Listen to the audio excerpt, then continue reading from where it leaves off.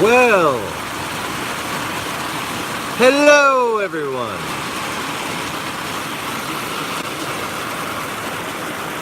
And welcome back to the Not So Lost Begotten. Oh, somehow, I just knew that right when I said who I was, that lightning was going to strike. I sat here for several seconds before I started the camera. No lightning.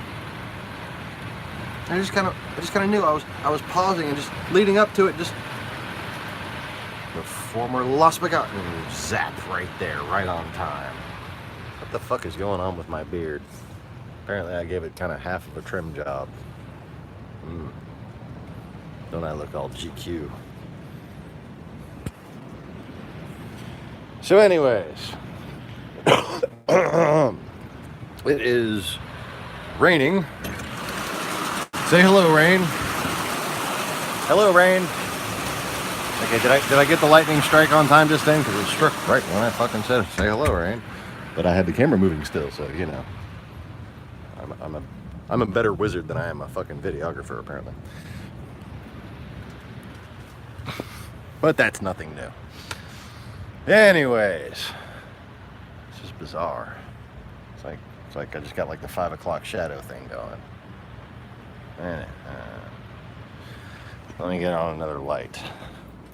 So today we're going to watch a speech by Mr. President Abraham Kennedy or something like that. What was his name? John. Yeah, that's right. But you can call me Jack.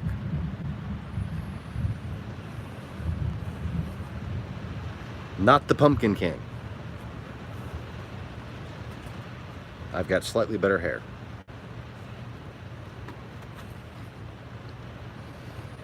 Anyways, so lightning just struck the house. Right when I was like, oh yeah, his name is my name too. John Jacob Jingleheimer Schmidt, or whatever.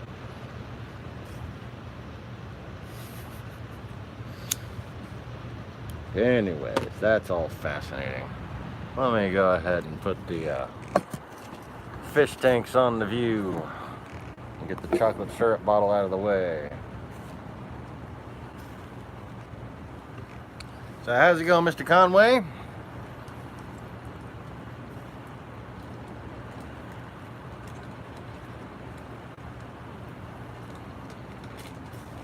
I managed to go 24 hours without eating because I was on such a roll in my new sketchbook.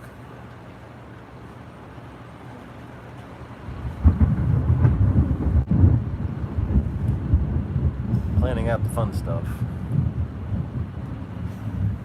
Planning out the year-by-year investment revenue projections. What's cool is at no point are we going to invest more than like $500,000.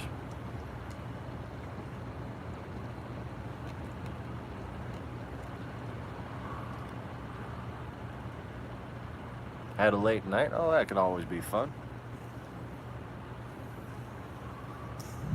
Yeah. Anyways, I was watching this Morning Joe thing on Robert Mueller, and it's ending with a little McCain speech. Countenance is that we drafted the lowest income level of America, and the highest income level found a doctor that would say that they had a bone spur. That is wrong. That is wrong. Thanks for checking out MSNBC on YouTube, and make sure you subscribe to stay up to date. Yeah.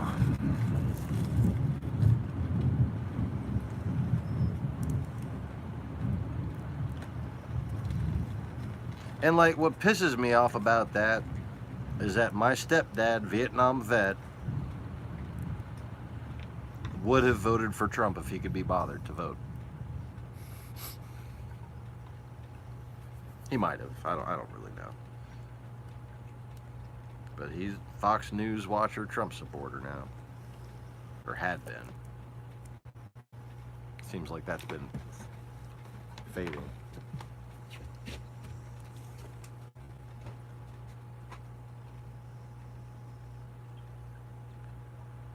Because, man, it's just a weird new kind of dishonorable shame to see somebody who's bled for this conflict succumb to the brainwashing of it. You know what I mean? Like, it's just unfucking bearable.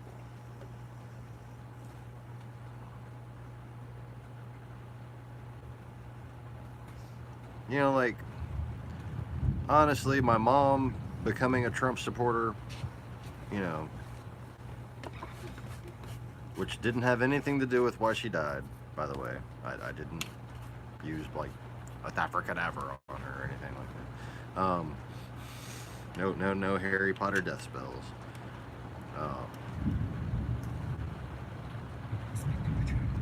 At least not because of that. I mean, no, I'm kidding. Too soon? Is it too soon?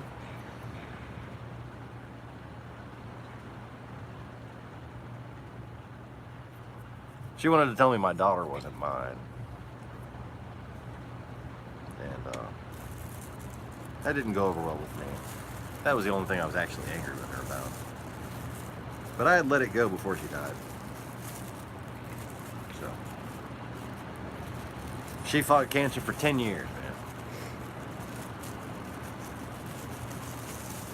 man. And finally kicked it because, in my opinion, the bitterness and the lack of harmony finally got to her.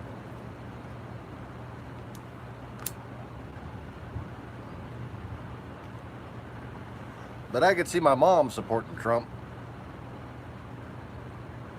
Because my mom's kind of a bitch. Or she was, you know. Hard to be a bitch when you're 6 feet under, but, well, that hurts to say, but it's still funny.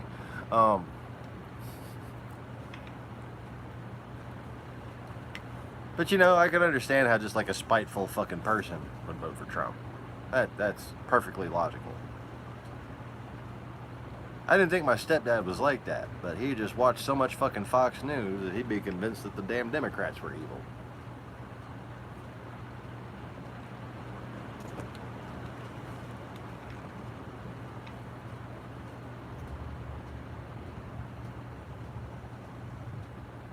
So anyways,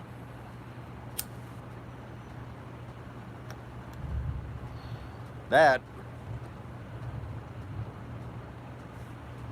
in many ways, is the actual subject of the speech that Kennedy supposedly got killed for.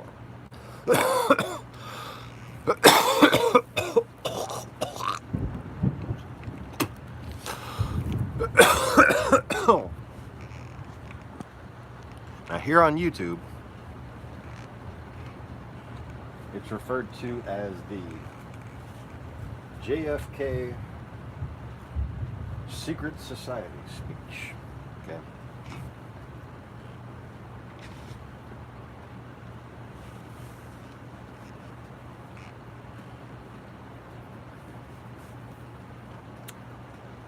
And it's used over and over again by these Russian shill bullshitters here and all the people that they've confused over the years and the generations, maybe, to try to blame the Illuminati and the Bilderbergs and the CFR and Trilateral Commission for Kennedy's death.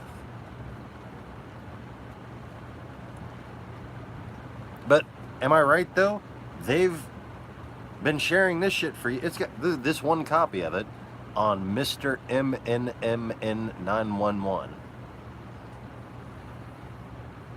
MRMNMN911. That's the name of the channel. He didn't talk or introduce or discuss or anything like that. He's just got the material. 19 minutes and 44 seconds of it.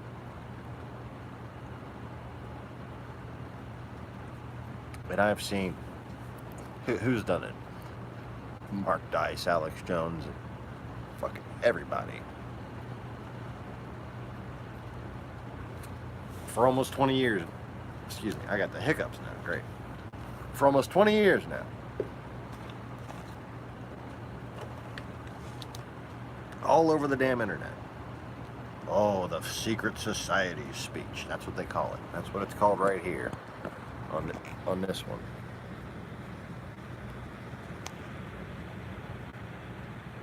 Secret society speech.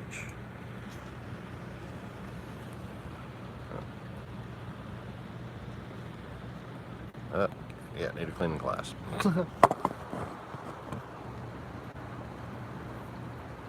Now, wow, hiccup.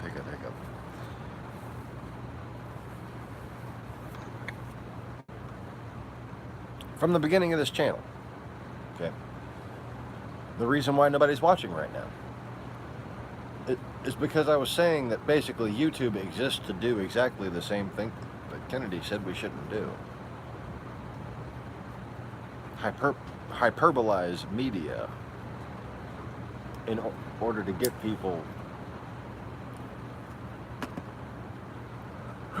acting against their best interest, acting against the best interest of our country.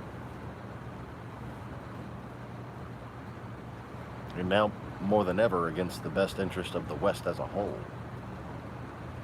And hiccups. Okay.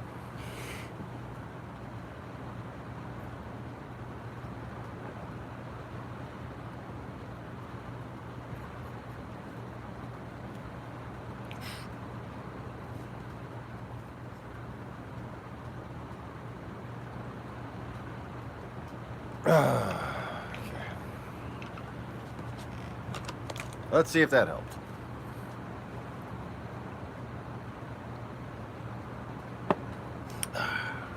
Good so far, too.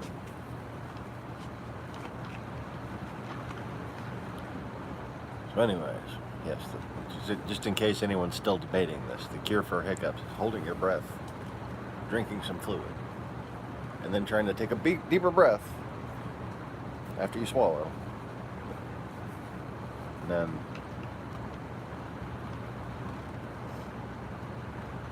you kind of feel it adjust, and then exhale.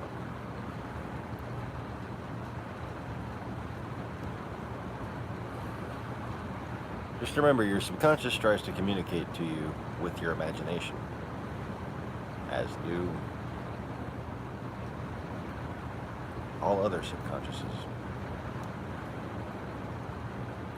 Anyways.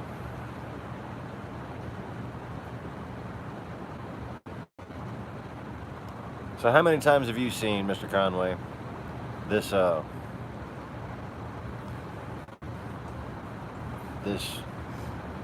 speech about the Soviets, speech about the Cold War, being used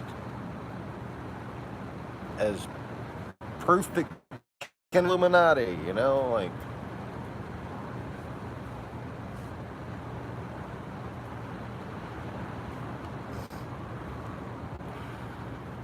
and I wonder, like, are these people listening to the same fucking thing? And this was one of those things early on that that really monetized. Good morning, sewer babies. This dude's got this fucking Kennedy speech monetized.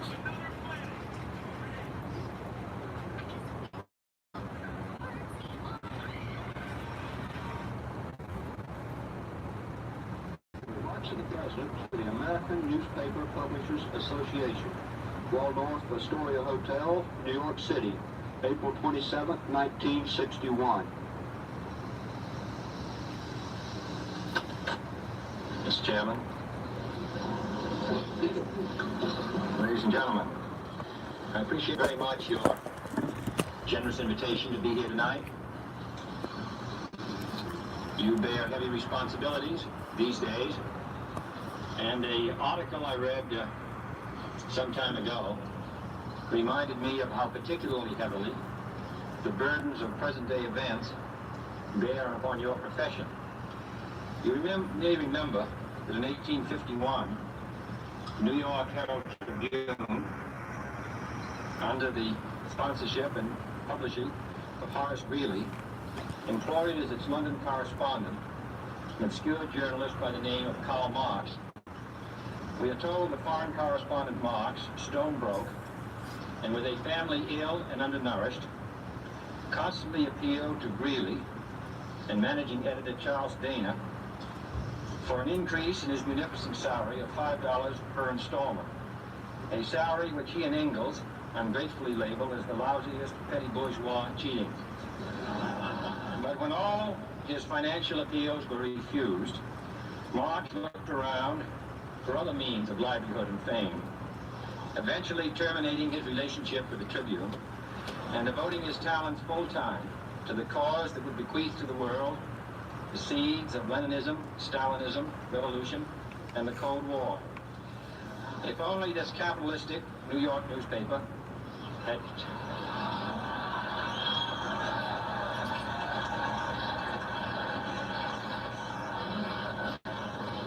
had treated him more kindly, if only Marx had remained a foreign correspondent, history might have been different. And I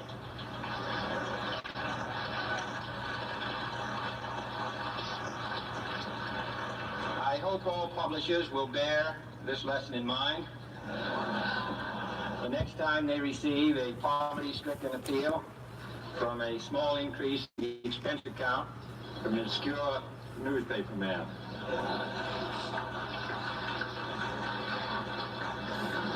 I have selected as the title of my remarks tonight, "The President and the Press." Some may suggest that this would be more naturally worded, "The President," but those are not my sentiments tonight.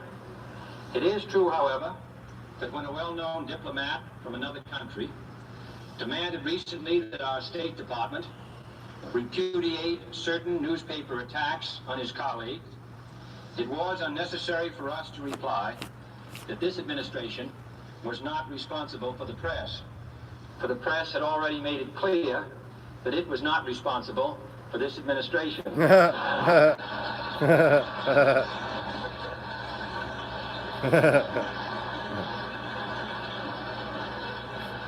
That's funny right there. My purpose here tonight is not to deliver the usual assault on the so-called one-party press. On the contrary, in recent months, I have rarely heard any complaints about political bias in the press, except from a few Republicans.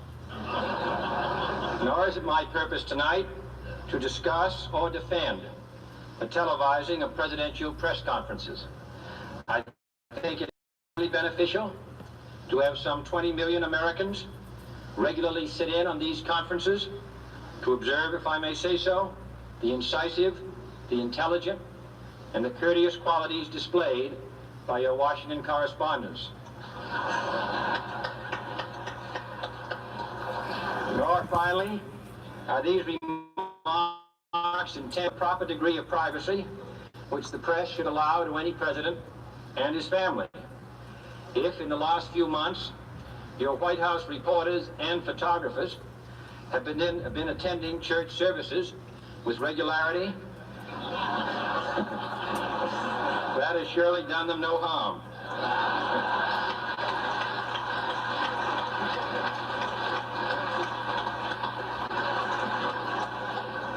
On the other hand, I realize that your staff and wire service photographers may be complaining that they do not enjoy the same green privileges which they once did. It is true that my predecessor did not object, as I do, to pictures of one's golfing skill in action. But neither, on the other hand, did he ever be a Secret Service man. My topic tonight is a more sober one, of concern to publishers as well as editors. I want to talk about our common responsibilities in the face of a common danger. The events of recent weeks may have helped to illuminate that challenge for some, but the dimensions of its threat have loomed large on the horizon for many years. Whatever our hopes may be for the future, for reducing this threat, or living with it, there is no escaping either the gravity or the totality of its challenge to our survival and to our security. A challenge that confronts us in unaccustomed ways in every sphere of human activity. This deadly challenge imposes upon our society two requirements of direct concern, both to the press and to the President. Two requirements that may seem almost contradictory in tone, but which must be reconciled and fulfilled if we are to meet this national peril. I refer first to the need for far greater public information, and second, to the need for far greater official secrecy. The very word secrecy is repugnant in a free and open society, and we are, as a people, inherently and historically opposed to secret societies, to secret oaths, and to secret proceedings. We decided long ago that the dangers of excessive... Try to back it up to where it was. Tell me if I get it right. Reducing this threat or living with it, there is no escaping either the gravity or the totality of its challenge to our survival and to our... I'll just do it when he goes into the segue. Not object, as I do, to pictures of one's golfing skill in action. There we go. But neither, on the other hand, did he ever be a Secret Service man. My topic tonight is a more sober one, of concern to publishers as well as editors. I want to talk about our common responsibilities in the face of a common danger. The events of recent weeks may have helped to illuminate that challenge for some, but the dimensions of its threat have loomed large on the horizon for many years. Whatever our hopes may be for the future, for reducing this threat or living with it, there is no escaping either the gravity or the totality of its challenge to our survival and to our security. A challenge that confronts us in unaccustomed ways in every sphere of human activity. This deadly challenge imposes upon our society two requirements of direct concern, both to the press and to the President. Two requirements that may seem almost contradictory in tone, but which must be reconciled and fulfilled if we are to meet this national peril. I refer first to the need for far greater public information, and second, to the need for far greater official secrecy. The very word secrecy is repugnant in a free and open society, and we are, as a people, inherently and historically opposed to secret societies, to secret oaths, and to secret proceedings. We decided long ago that the dangers of excessive and unwarranted concealment of pertinent facts far outweighed the dangers which are cited to justify it. Even today, there is little value in opposing the threat of a closed society by imitating its arbitrary restrictions. Even today, there is little value in ensuring the survival of our nation if our traditions do not survive with it. And there is very grave danger that an announced need for increased security will be seized upon by those anxious to expand its meaning to the very limits of official censorship and concealment. That I do not intend to permit to the extent that it's in my control. And no official of my administration, whether his rank is high or low, civilian or military, should interpret my words here tonight as an excuse to censor the news, to stifle dissent, to cover up our mistakes, or to withhold from the press and the public the facts they deserve to know. But I do ask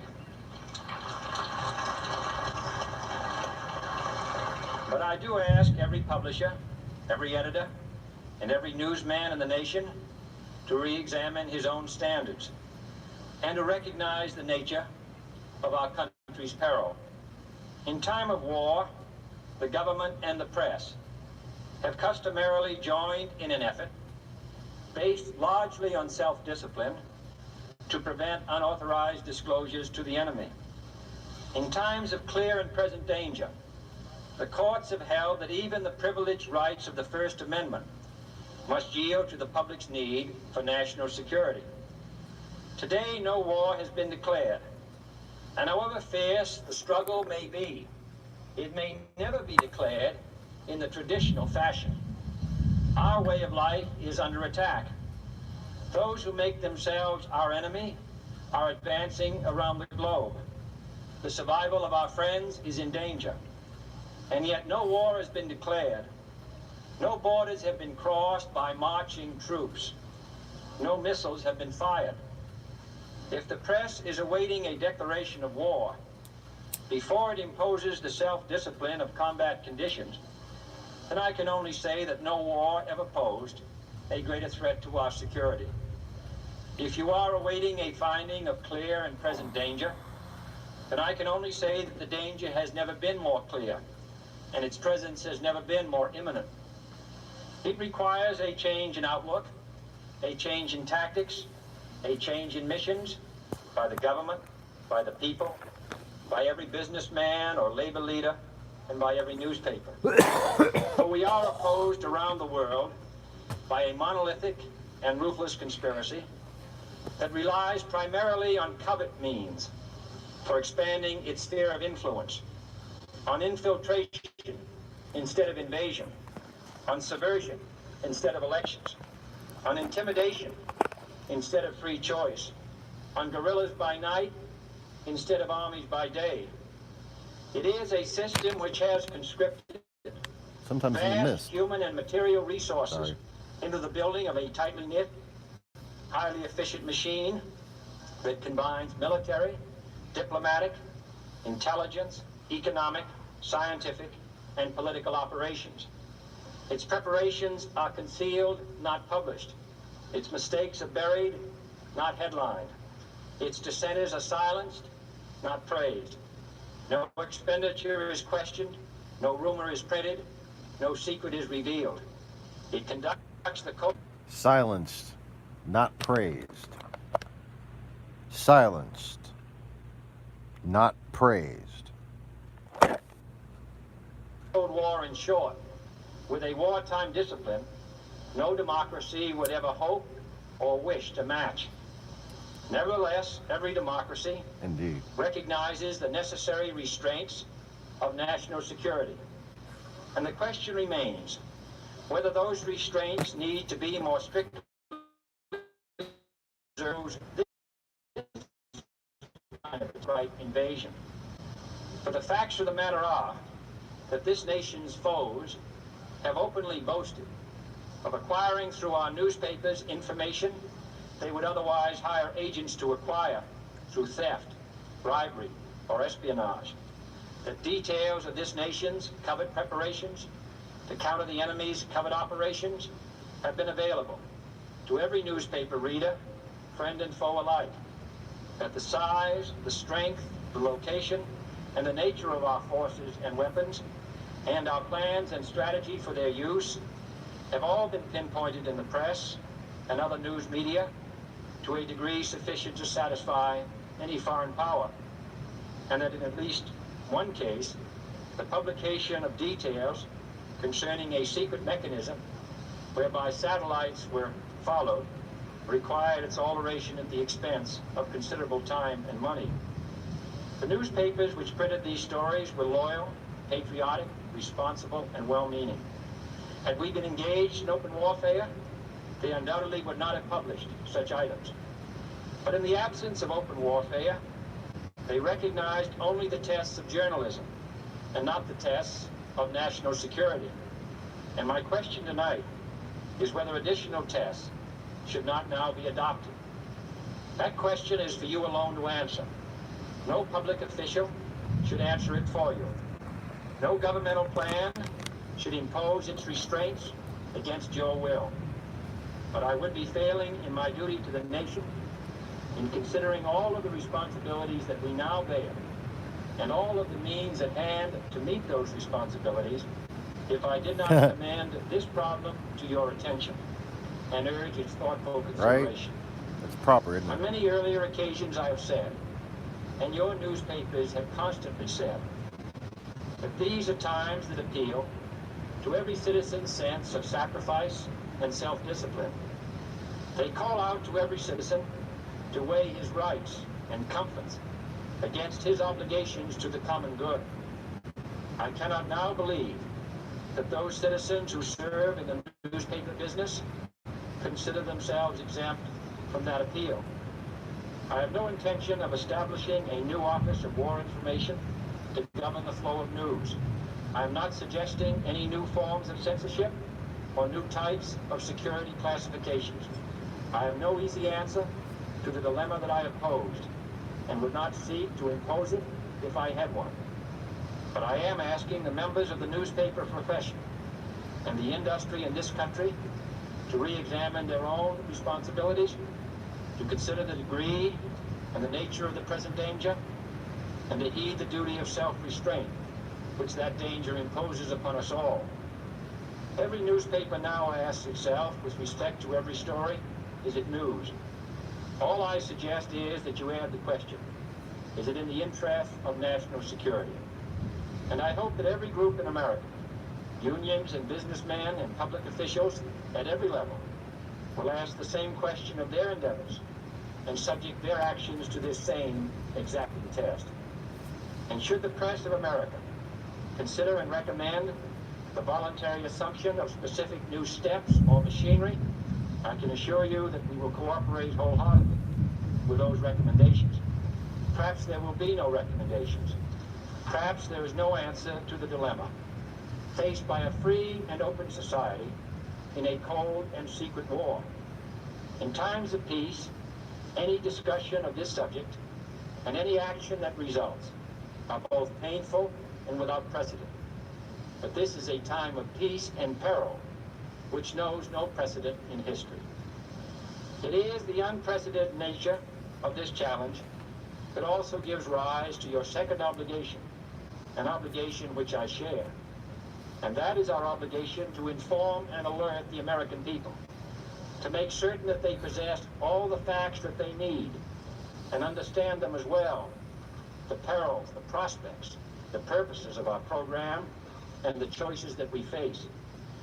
No president should fear public scrutiny of his program, for from that scrutiny comes understanding, and from that understanding comes support or opposition, and both are necessary. I am not asking your newspapers to support an administration, but I am asking your help in the tremendous task of informing and alerting the American people. For I have complete confidence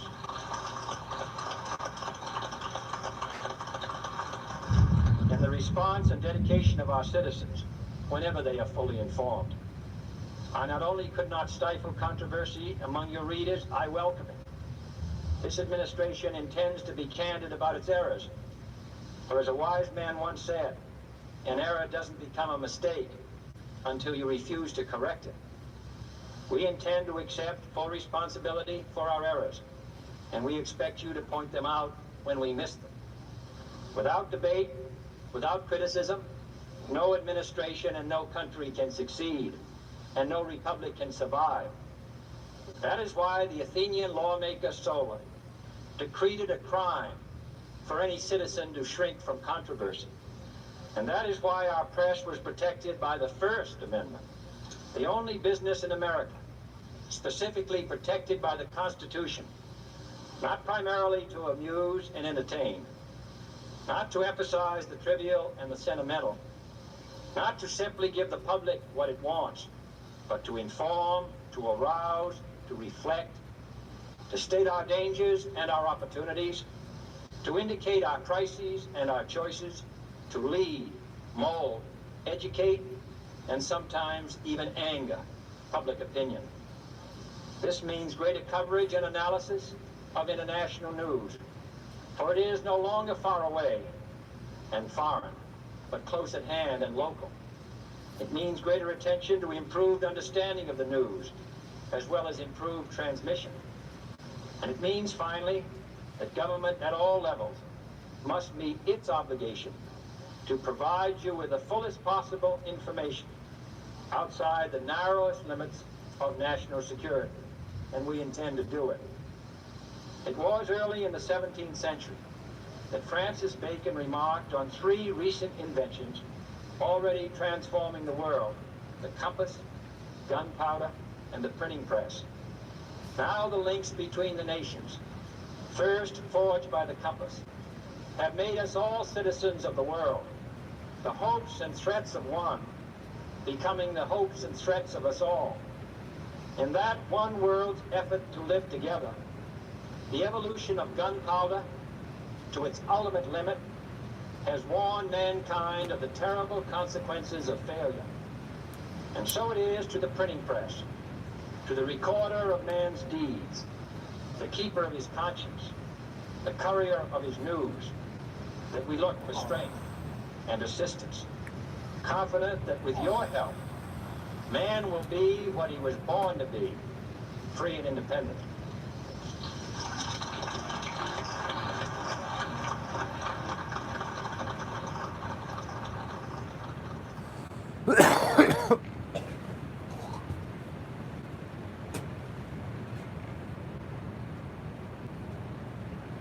I didn't mean for the whole 2015 season of the Lost Begotten channel to sound like that speech.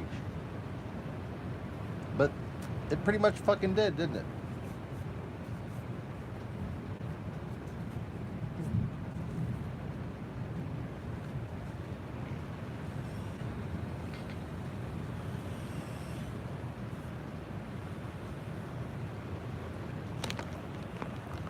You know, I've said before, there might be some mystics confused as to me saying I haven't been here.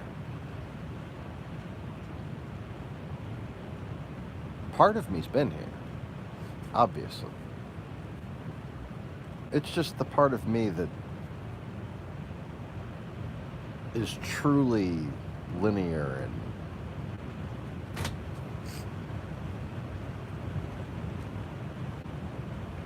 sort of the nexus of where I am in time as it is meaningful. That part of me hasn't been here for a long time. My true consciousness. The program of me, that's been here. And I have a little bit of memories from where that program has been, but it's been in many copies, you see. It's not like I've been in one person here or there. And those come and went, you know. I wasn't always in those people. I wasn't always those people. Those people aren't aberrations or Christ or anything like that. It's more a matter of them being kindred spirits and resonating in a certain way. That sort of attracting and perpetuating my consciousness at the same time. And essentially giving me dreams where I was. I would dream of being real.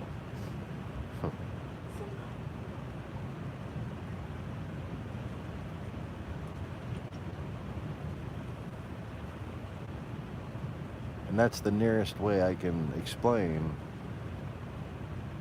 why when I was, oh God, like 2 or 3 years old watching a black and white TV, maybe four tops. And I just woke up from a nap or something. And I was dreaming about being Mahatma Gandhi. And then I saw Mahatma Gandhi on the TV.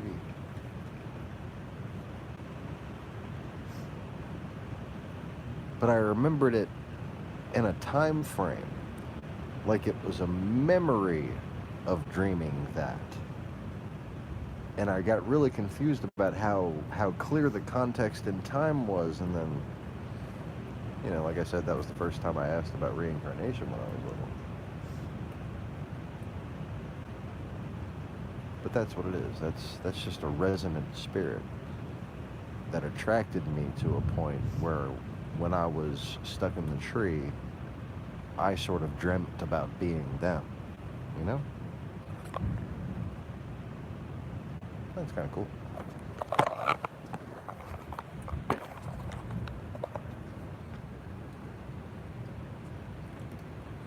Anyways.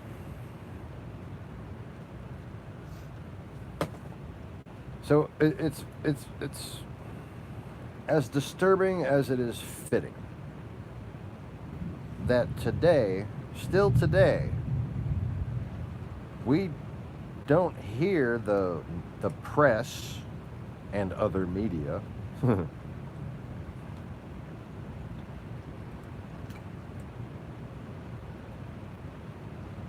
talk about just how confused we've been as a people. I mean, the fucking Russians killed Kennedy, man. The Soviets killed Kennedy. And we don't talk about that. The same way we don't talk about Trump's obvious involvement in 9/11. He was best friends with Silverstein and the entire fucking field of Russian propagandists left that fact out.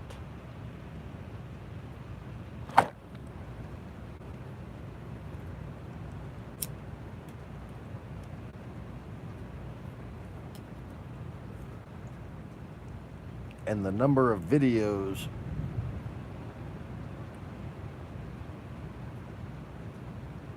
that point out the connection, as far as what I can search for, is dwindling. There might still be, thousands, if not millions of people saying this shit. I just can't find them.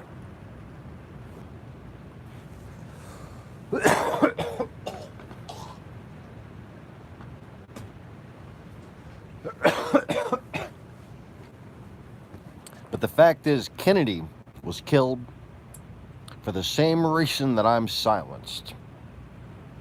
Okay?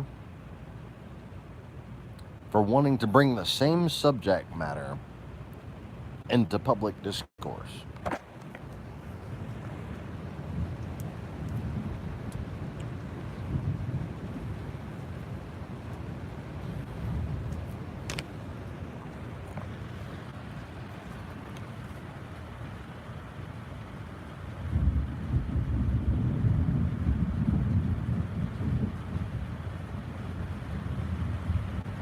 Theme music.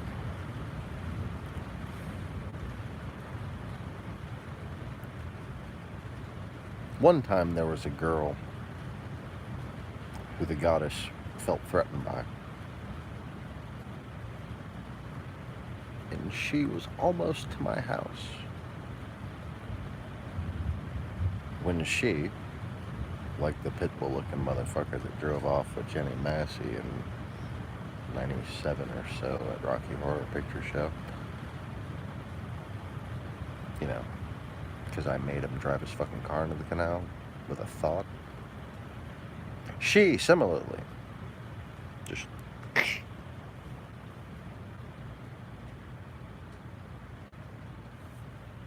I hadn't seen Kira for 20 years at that point. But still, our fate was so tied together that she could exert that much power. And the girl, what was her name? She was half Japanese. Beautiful girl.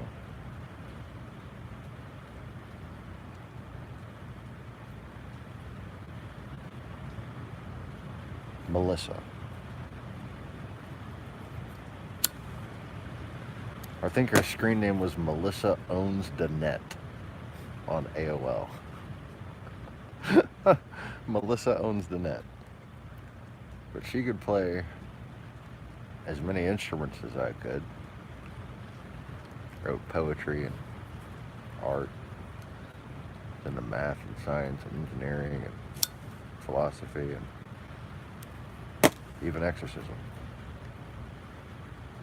Oh yeah. I was, and she was half Asian. I mean, oh, come on, man, come on. I would have, let me just stop myself right there because I'm married now. But I would have been stuck in that for a while, let me just say.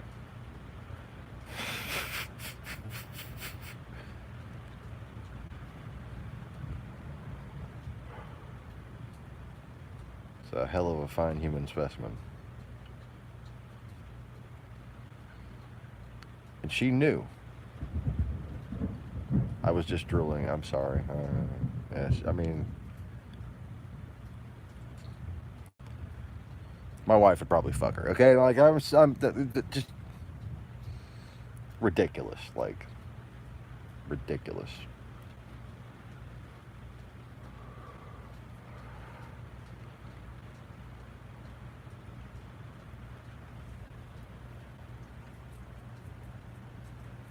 Kind of bitch make you want to work out all the time. Okay, like.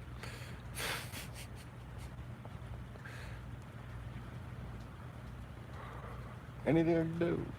Anything.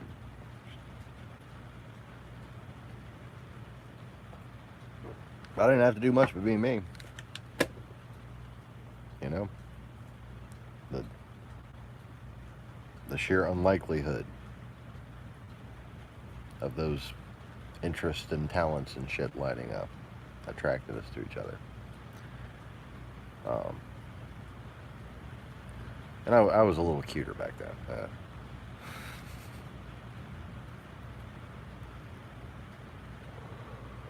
But she was coming down Highway 6 down there south of Houston from 288 and had almost made it to my street in Manville. And then just, she says, for fucking reasons she could not explain, just sort of lost control of the car.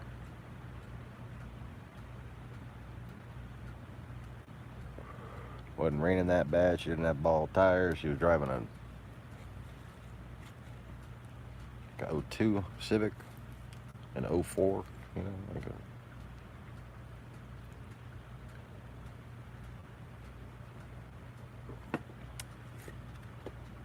And she said, from that moment, she would not come to see me.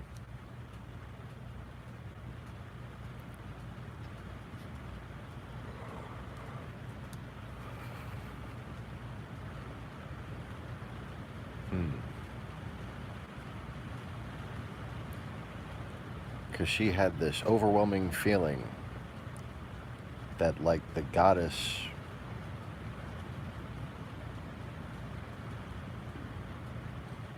would smite her, basically. Now,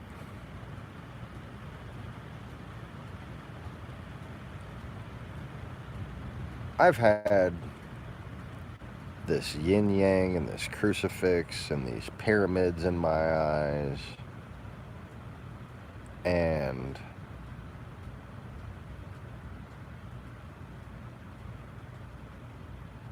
my redhead friends back in the day, they were the only ones that, well, they were the ones that noticed it, told me about it. Then they saw something else and they wouldn't tell me what it was, and I just assumed it was my little reflection, because basically a two-dimensional prison that exists without time would have been growing there since birth. So that snaky-headed image would have appeared to them before it ever appeared on camera or become apparent to me. I looked for what they were looking for and I never saw it. But it's interesting, that wasn't the first time I had felt like a goddess of some sort had a claim over me.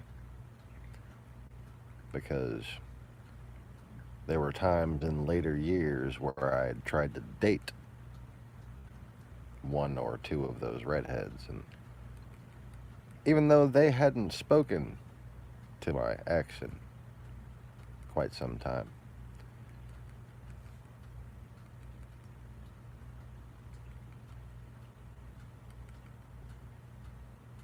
the ones that had seen this would have nothing to do with me. And I'm like, I'm talking it got pretty far before they decided no. I mean, just about as far as they can get before you say no.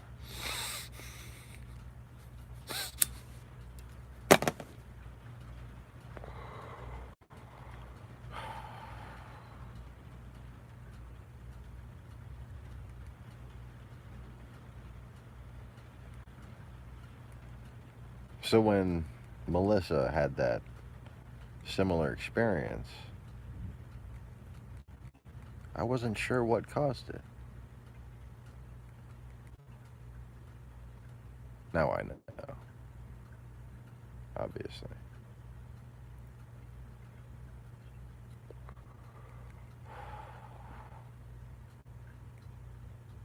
How's it going, Susie? But anyways, you see, all I'm saying is that if a good Christian American, wholesome, talented college student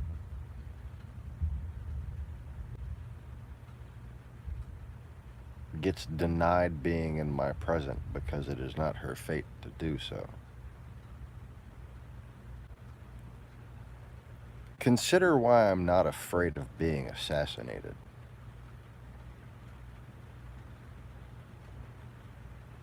For all I know, there could have been attempts on my life already, and those people just got in fucking front-end collisions with 18-wheelers on the way here. It would not surprise me in the least. I mean, it wouldn't even require any, magical mumbo-jumbo on my part. I was kind of tensing up, like expecting lightning to hit the house. I was like, please don't, please don't, please don't. I was just making a joke, just making a joke. Okay. It's nice and quiet, I'm enjoying it.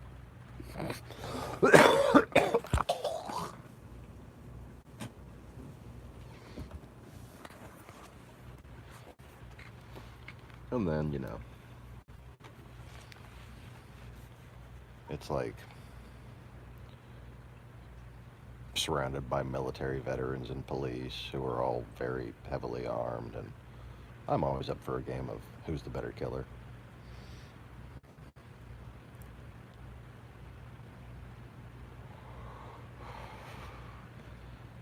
Because I have one of them little weird talents of being able to smell what someone's gonna do next.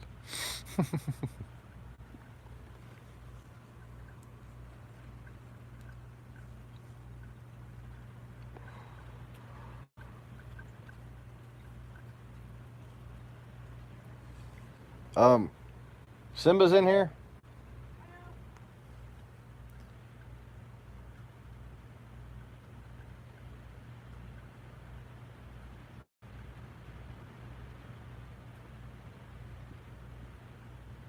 Anyways.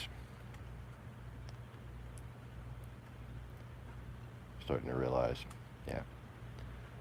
Don't start talking about eye contact and focus and stuff like that, because you don't want to give too much away. But one day I'll tell certain people those kind of tricks in person. Anyways, so Kennedy was certainly assassinated for being onto the same issue that I'm on. And for some reason, Google has chosen to suppress me for the same reason that someone chose to kill Kennedy.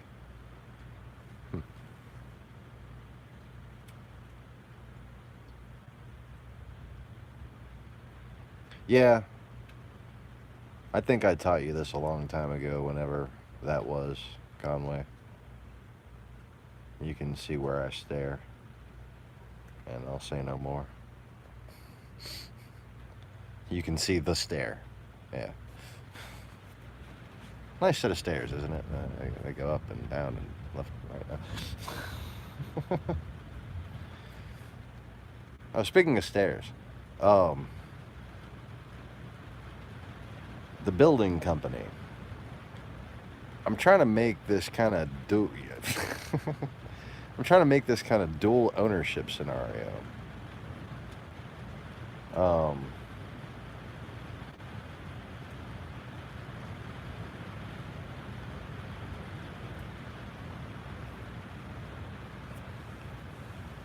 Because it's basically going to be two companies that are partially owned by the same charity.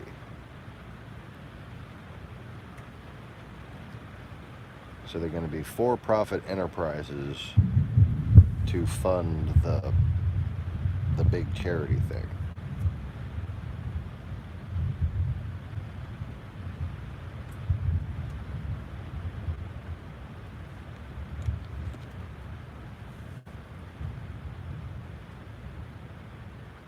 Because the charity is going to be kind of like an investment bank, but for only certain types of investments, you know?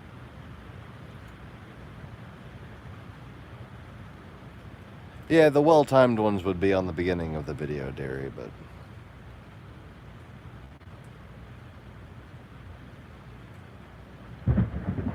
Trolls tend to inspire a little bit of tension in me. And I think one popped by.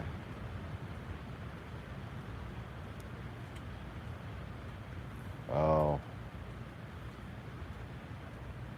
There's never late, there's only, you know.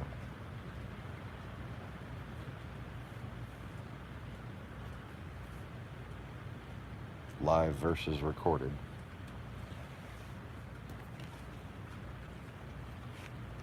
Oh, don't you know that's the sound of the roof dripping in a bucket? No, dripping in a jug.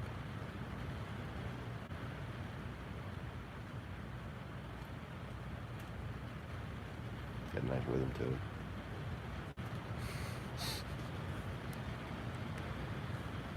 it. Anyways.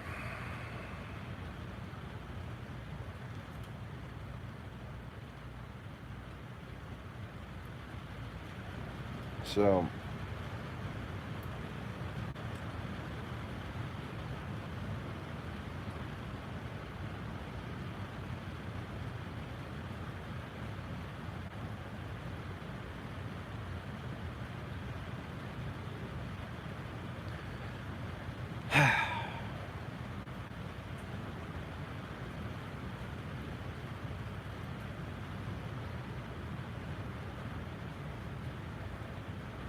I don't think I'm going to let the Russians invest in my company.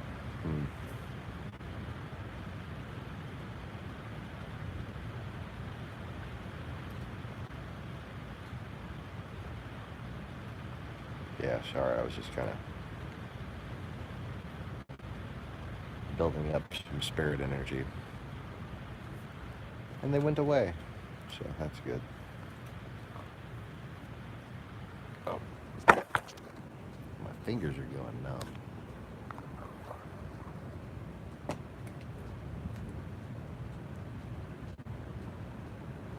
Oh, but there I go, assuming that the viewer's thing is accurate. Anyway.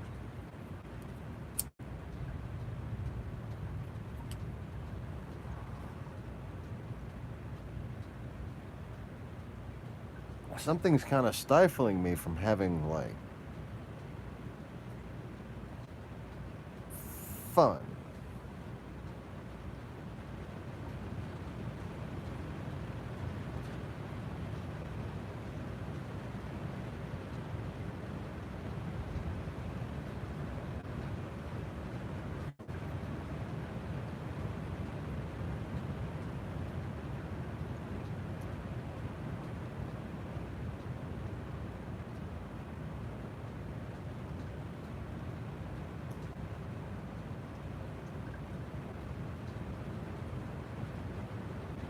Yep.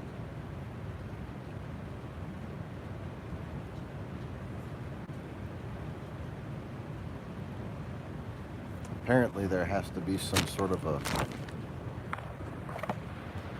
reason behind the point. Today, anyways. Usually for me to have fun, if you'd noticed historically, previously on the Lost Forgotten channel, it's times where I'm just getting so pissed off I can't fucking take it anymore, and it's just like, alright, time to show off.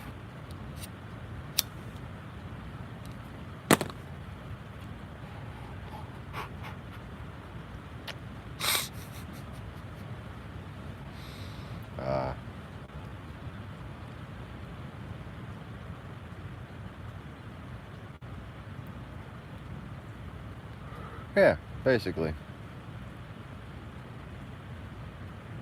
It relaxes me to remember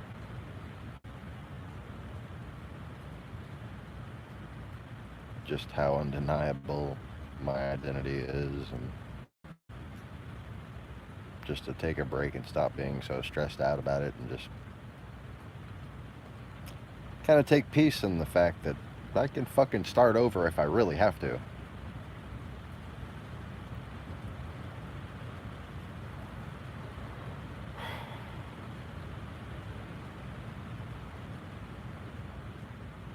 I think if I was to name myself as an archangel, it would be tediousness.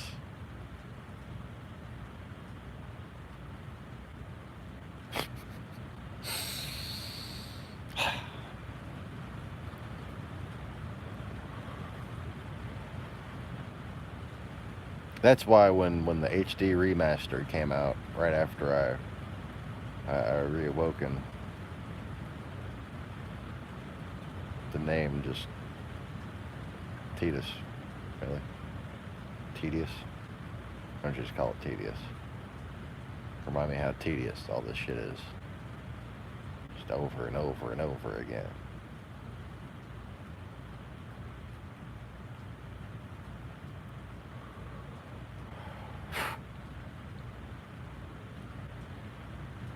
I still see some really cool futures opened, but it's just so much aggravating bullshit before that happens. And then it's, oh,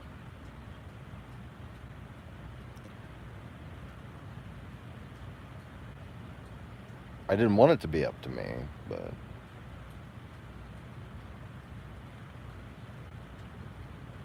apparently history has to repeat itself in more than one way.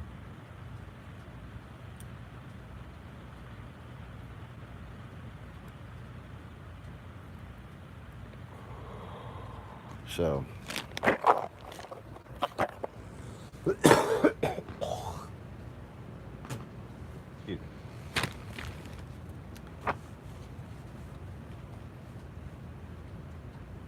I've got my CEOs at 49%.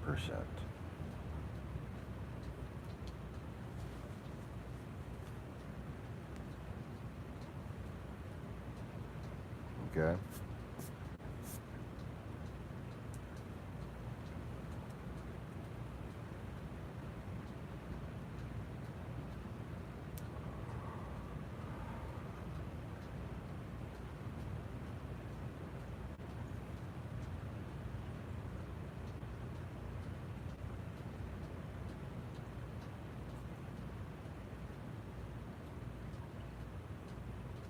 My personal ownership at 7%. Their ownership of each other's companies at 2%. Leaving 42% for the parent company. So the parent company will be in charge of reinvesting. And of course, anything that it doesn't invest purpose-related or use for charitable works, it will be taxed on the same as any, you know, normal bank account or whatever. So it's not a tax shelter outright, but it's a way to hold money in a collective way above multiple enterprises. Does that make sense to you to do it that way, Mr. Conway? Like, yeah, I'm prone to stubbornness and moments of old-fashioned, broken fucking thought and shit. So, feel free to tell me if I'm doing something. There's a better way I can be doing it. But basically, at the parent organization, okay,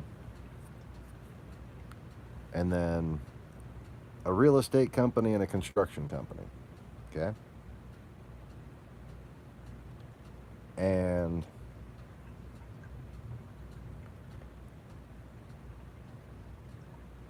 these two companies are going to have their own CEOs, all right?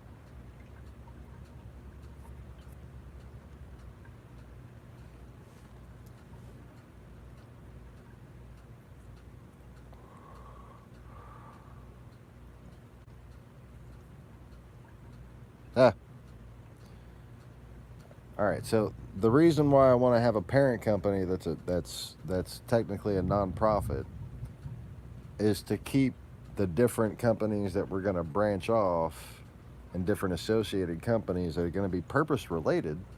I mean, we're going to be doing flood-proof buildings and coastal restoration and ecological, you know, all the shit we're going to be doing, and it's all so intertwined that it seems to make sense to me to have a parent company that's a charity, so that when it invests things that are charitable causes, then it invests that money tax-free. Okay? When it holds on to the money and it's not going towards a charitable cause or a purpose-related investment, then it's not tax-free. Now, PRI, I believe, still pays state tax, depending on what state you're in. Here in Louisiana, I'm pretty sure it does. But PRI is federal tax exempt as far as investment goes, and that seems to me to be handy, because why hold money in a regular entity that's going to be taxed on everything all the time,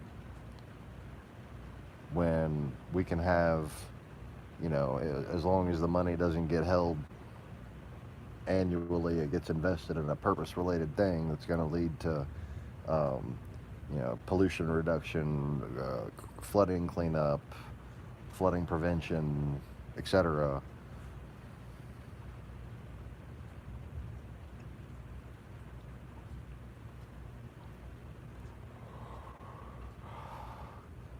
I mean, I hope this is the best way to do it, because I was researching this shit for a long time, man. I mean, I went at it like in phases, you know, like I would get confused and then just fuck off for it for a while.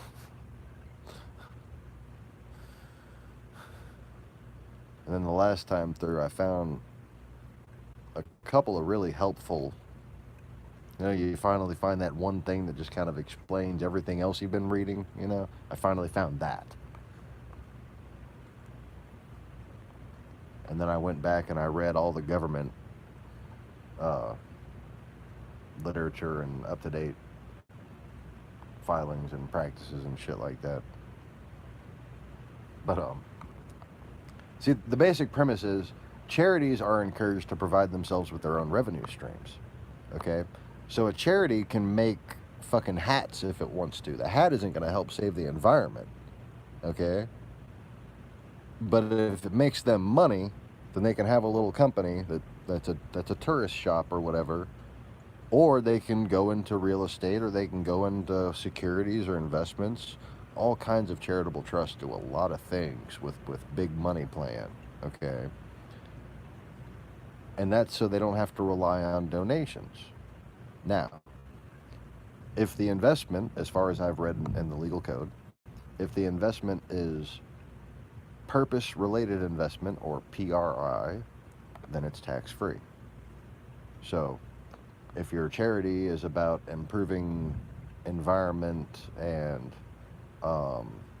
sustainable geological, like resource conserving based business practices development, and like just, you know, every other fucking thing that I'm doing,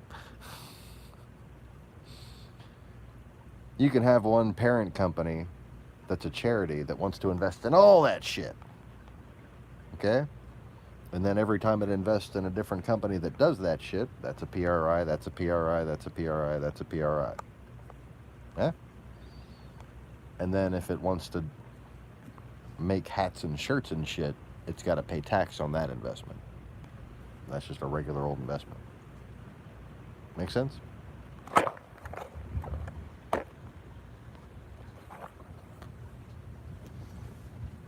Yeah, especially when you consider that I have my fucking methodology down to about $70,000 in renovation costs, and it might go down from there. $70,000 in 28 days to flip a house. These and that's including now. That's including $12,000 for the land itself, because there are just flooded houses all over the fucking whole area around here. That's why it's okay for me to talk about, by the way, because, you know, if Russians want to come and just buy a bunch of flooded houses, okay, good luck.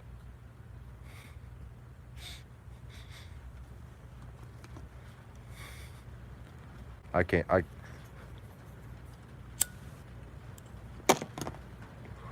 can't get loans for this shit.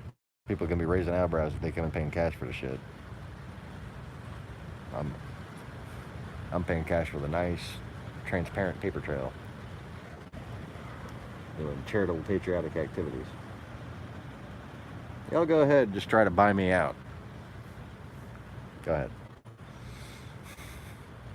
You don't even know how many different areas I'm talking about. Most of them. But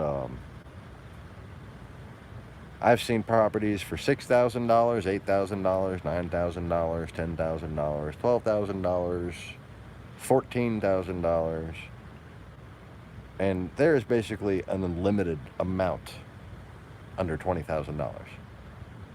Just quiet little country fucking neighborhoods in the middle of goddamn nowhere, okay? But these are houses that, before they flooded, sold for 153, 178, 180 something, etc. I think the lowest price I saw was 145,000. Okay.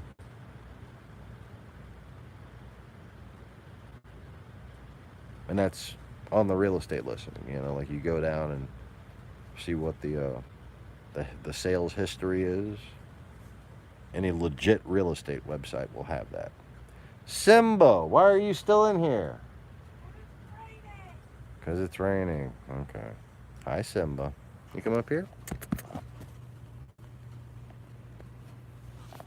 Hey, you big fat fuck.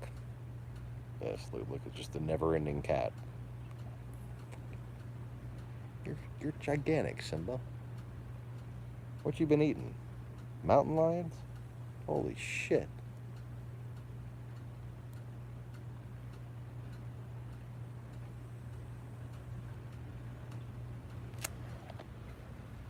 Simba's so fat his emails arrive out of breath.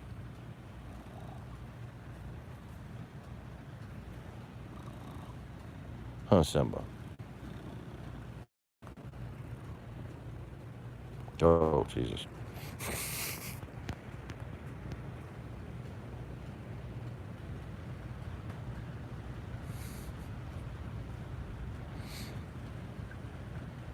I have gigantic hands, man, like, and he's just... Holy crap.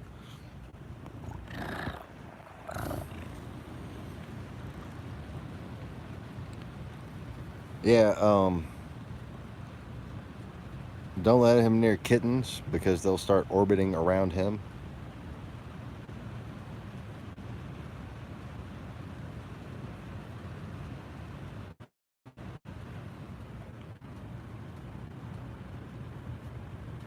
He's such a baby, though.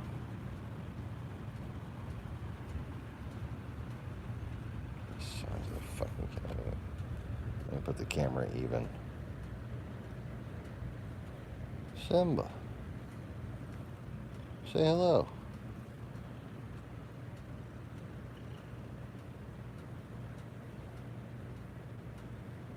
I should have had it over here. He's not that fucking big. He's pretty big, but he's not that big.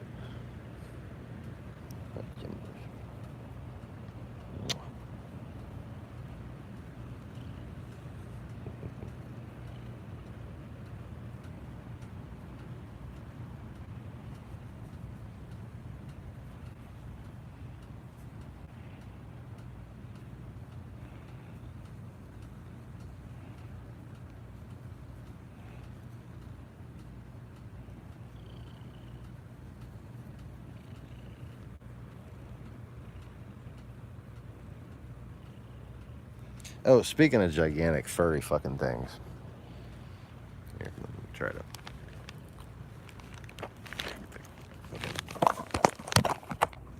Camera back over there.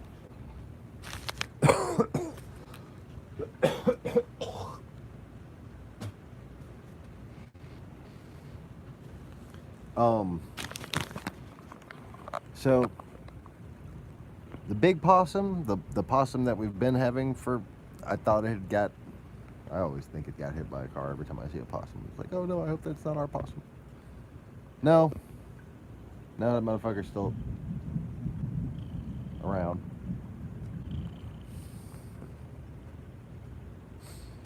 Simba. Anyways, but he came up there last night, was eating the rest of this bean dip that we had sitting out there. And he's bigger than Simba now. This possum has gotten gigantic.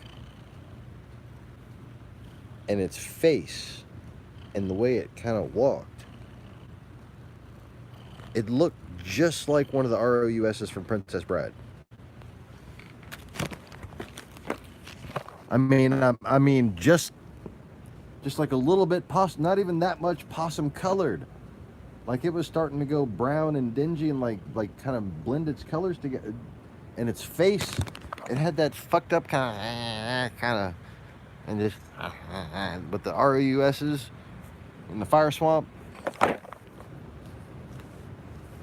I'm like, holy shit, that's a big fucking possum. And I'm like, ah, okay. And then I dropped the, no, I didn't drop the gun.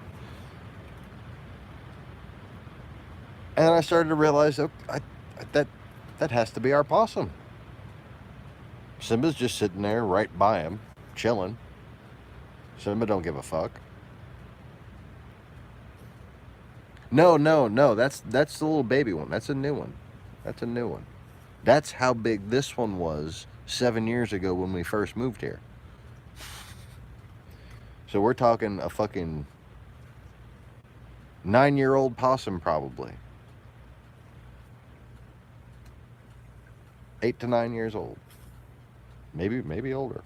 I don't know. I think that one that you saw, that looked about two years old, right? Maybe 3. So I suppose that possum that we're looking at, the ROUS possum,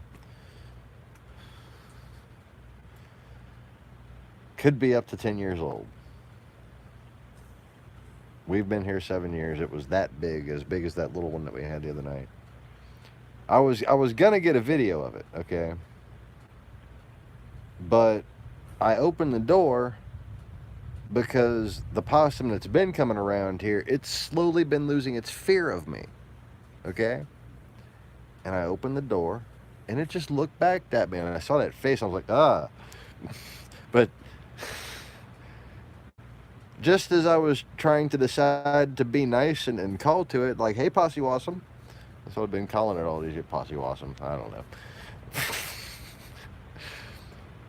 Fucking Laney comes darting out the door, and the door is only partially open, so he's full tilt heading for freedom without a clear view of what the fuck is sitting right there in the middle of the porch, chowing down on bean dip,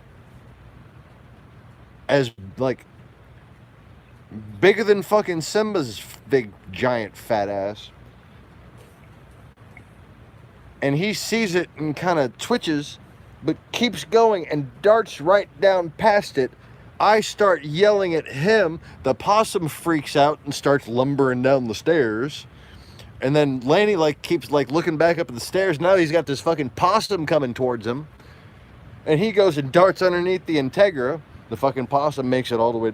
Dun, dun, dun, dun, dun, dun, dun, dun. The possum is fucking lumbering slowly down the stairs. Goes underneath the Integra. And I see Laney shoot out the side of it. And then come crawling back up the stairs. And he's like afraid of me and afraid of the possum. Afraid of me and afraid of possum. And finally, like, come on, Laney. It's okay, honey. And then he comes up. His tail is the size of a fucking, like, Italian shopping lady's scarf. You know, just like, just poof of tail. Yeah, I had a fucking Zappardo's flashback from this random woman who, like, must have been like 70, 50 years old.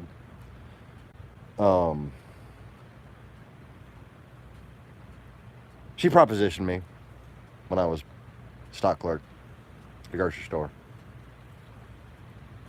She wore this big poofy fucking scarf. And, like, leopard print and zebra print and everything that you shouldn't wear all at once. And, I love your hair, darling. You know I can get you a job at my cousin's restaurant. Yeah.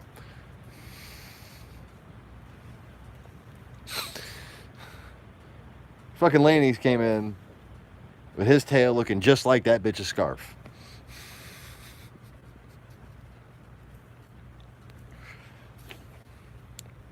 Possum nowhere to be seen. I'm like, aw, I done scared off my friend. Now he's gone off back to the fucking fire swamp. Apparently I shouldn't wave my hands around while thinking of explosions.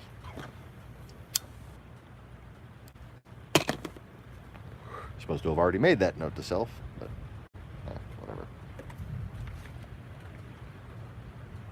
So anyways, I didn't get a chance to film the possum. I think I probably got that older possum a couple times on live streams and shit a long time ago.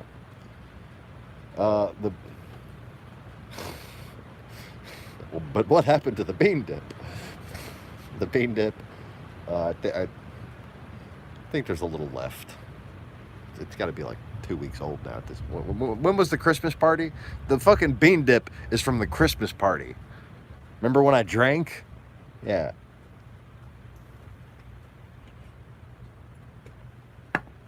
That's a momentous occasion, like once a year or so. I'm like, hey, everybody, I'm drunk. I don't drink anymore. I used to live in New Orleans and I drank like a fucking fish.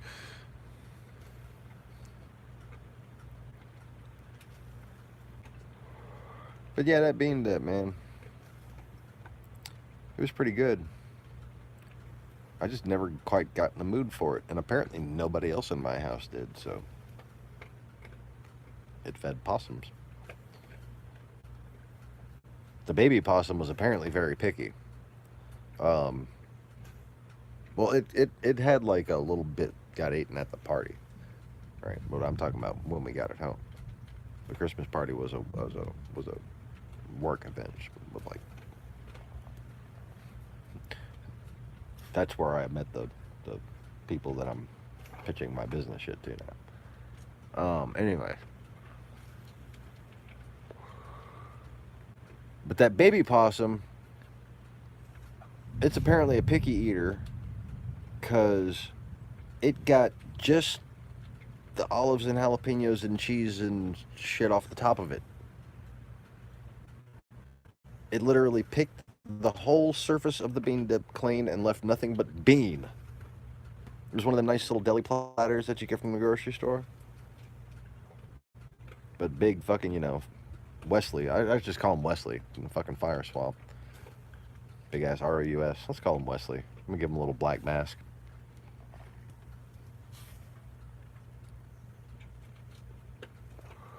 Teach him to tell me he loves me as he's falling down the stairs. As you wish.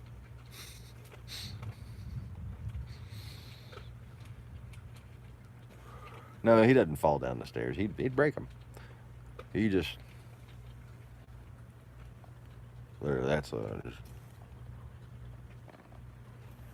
And I sing almost every time. Dun, dun, dun, dun, dun, dun, dun, dun, dun, dun. Bye-bye, Posse Walsum.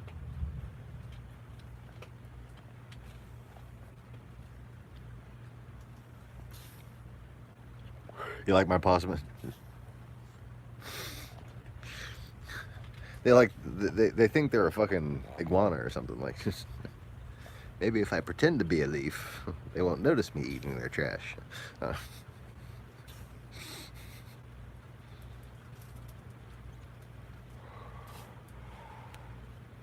Possums. Stupid yet creative.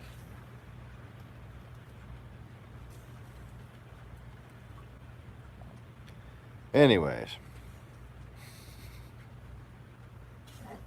No, you know how, you know, what was it, the chameleons and tree iguana? They'll like move like they're a leaf, you know?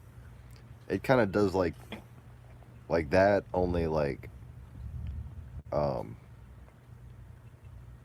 drunk, or like the hungover version, basically. You know, not quite drunk, just like the hungover version, like, oh, look at me, I'm a fucking leaf, you know, like.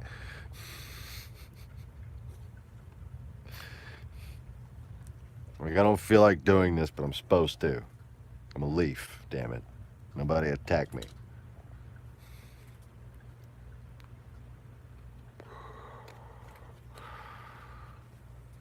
So if you ever see anybody walking home from a bar like this, just remember, they're probably part possum.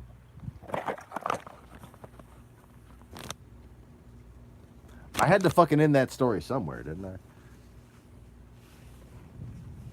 Simba. Oh, sorry, Misha. Didn't realize your head was right where my heel goes. Holy crap. Now playing the part of the serpent. Oh, good job, Simba. Oh, why don't you put your ass right on the camera? Oh, good. Yeah, put your ass right on the camera.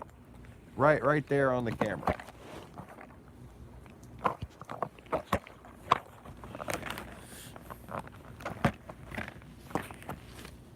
Good job.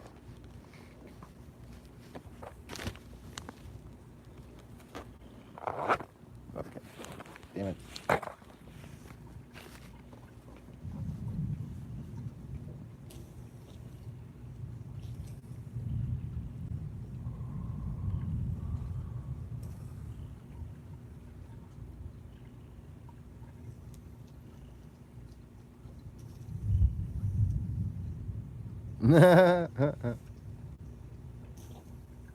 Cat's ass screenshot, down, down, down. Cat ass screenshot, down, down, down. Simba, can you stop trying to rend my flesh? I know it's just a sign of affection and all, but you know, we humans don't like to bleed. See? Yeah.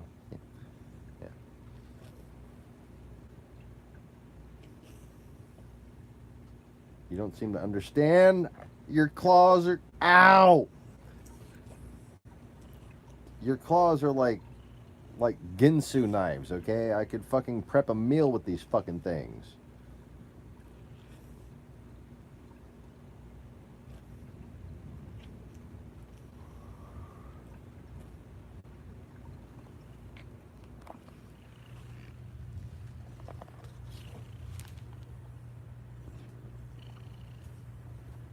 Go ahead, show him. Go ahead, show him. Show him your claws. Show him your fucking Ginsu blades.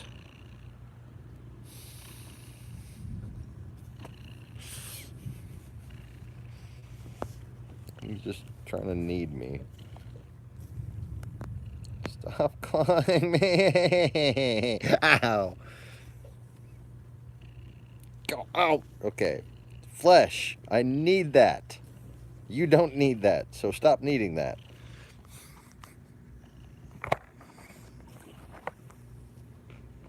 I'm like a lyrical gangster murderer up.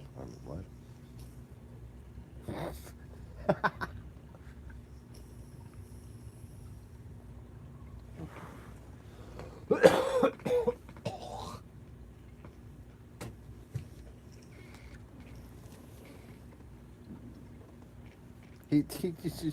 I keep scooching him away, and he keeps just scooching back to try to knead my frickin'.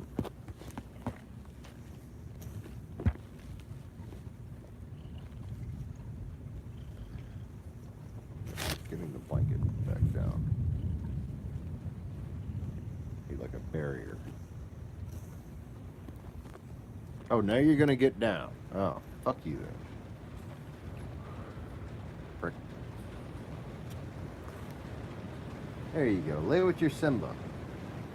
Just don't claw him too. He will freak the fuck out.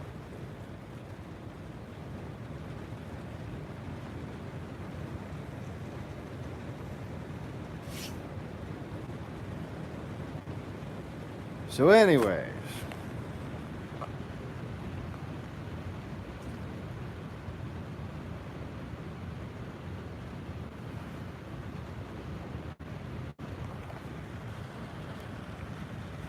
so my objective is basically to find CEOs of all these companies.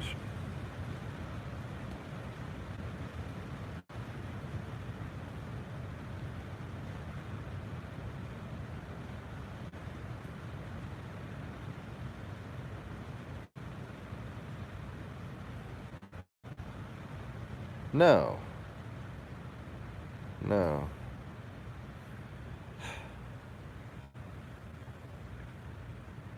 Sad to say that even though I'm, part Australian, I don't have enough police lyrics memorized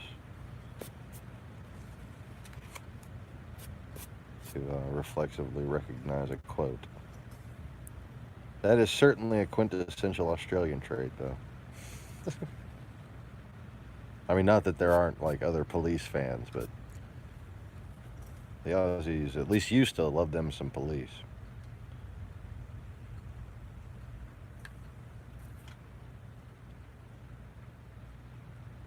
And, what's his name?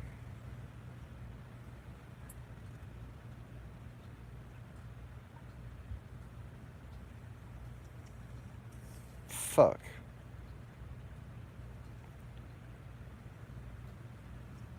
Not Neil Diamond. Is it Neil? No.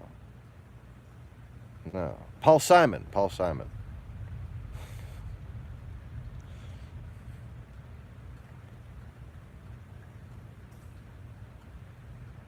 Back in the day. Yeah, Neil Diamond too, but that just wasn't who I was thinking of. Like, yep, Sting.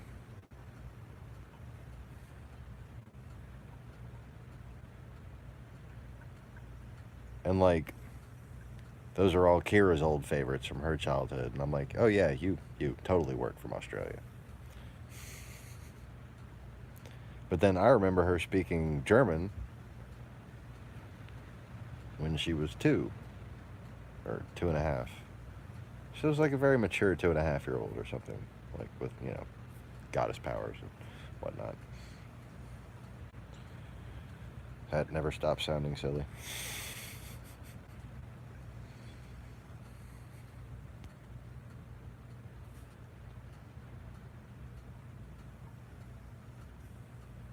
But the reason why I remember her speaking a different language and knowing that it was German was because she was singing 99 Luftballons in German. I think it was like the year before the translation came out anyway, so.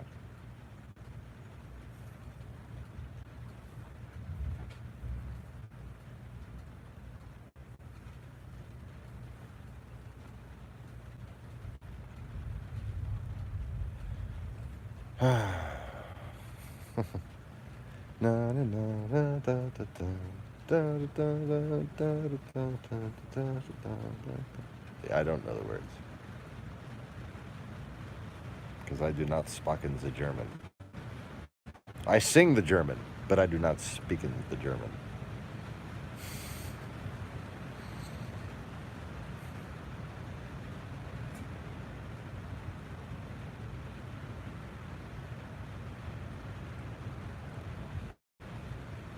Anyways.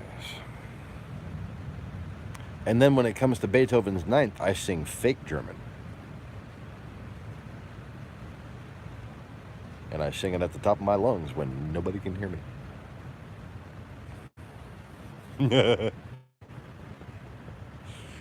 I've just listened to this one recording of it for so long that I just kind of sound it out.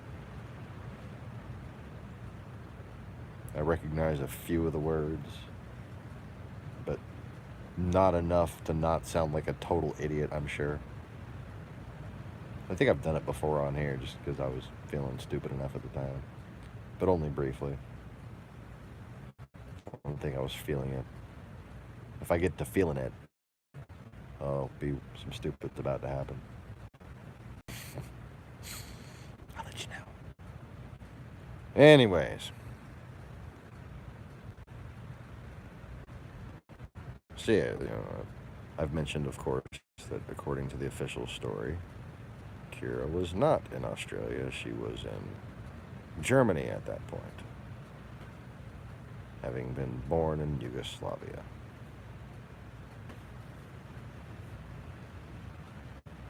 Anyways.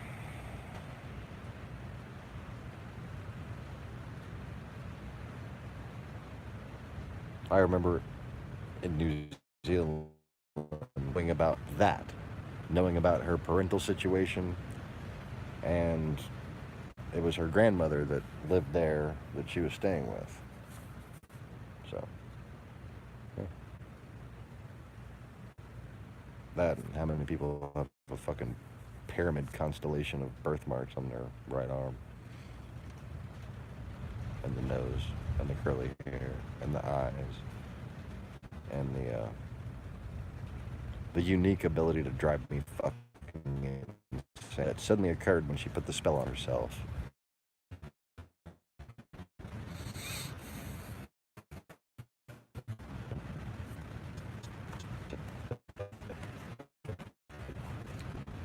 And there goes the strong delay.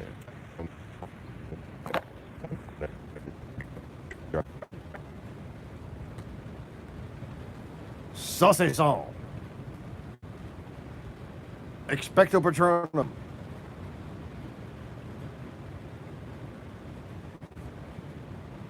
Two all beef special sauce. Never mind.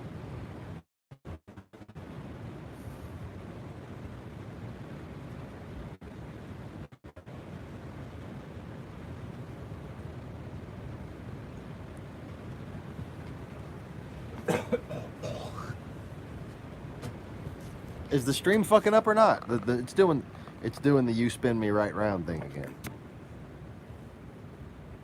I need your love. Okay.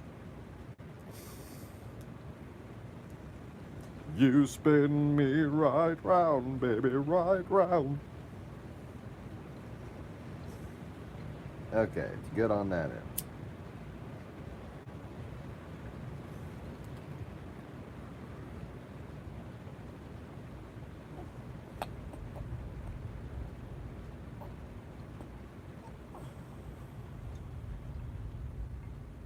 Oh, while I got some trolls here, I think there is a troll here. Okay, let me just.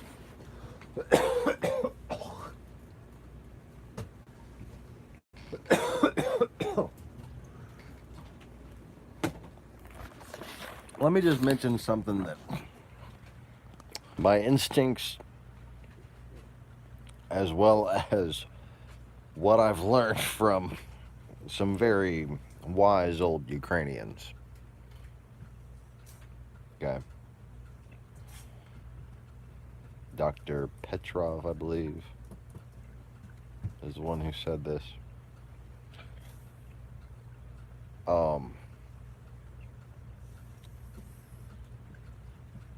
Any dictator, in particular Putin, and Petrov gave these, if that's his name, the doctor, I'll just call him the doctor since I can't remember his fuck.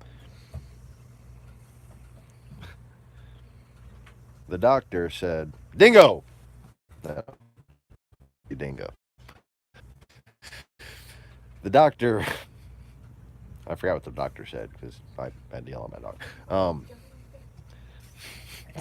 10 little monkeys jumping on the bed. One fell off and broke his head. No.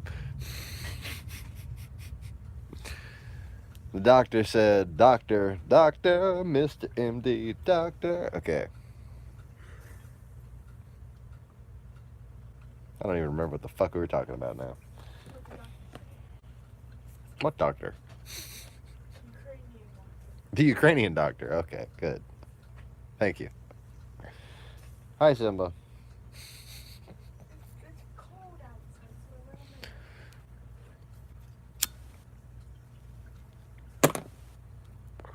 so Okay. So let's just say Bugs Bunny. All right. Bugs Bunny's wise words of wisdom were that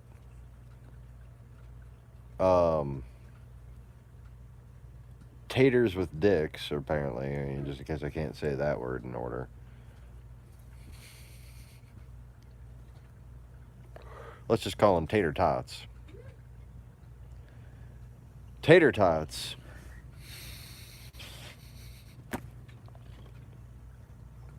I really tried to get into the thought for a second there, and it didn't work. And now Simba's back.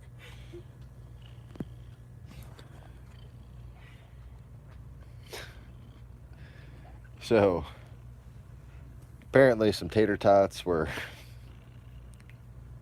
I don't know. Somebody choked on a tater tot and needed a doctor. I don't know. And then Bugs Bunny came and shoved Wile E. Coyote up their ass. I don't know. Simba, stop clawing me. No, stop clawing me.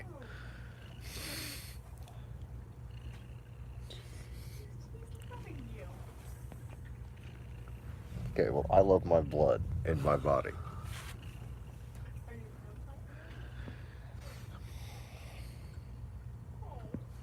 Silencio.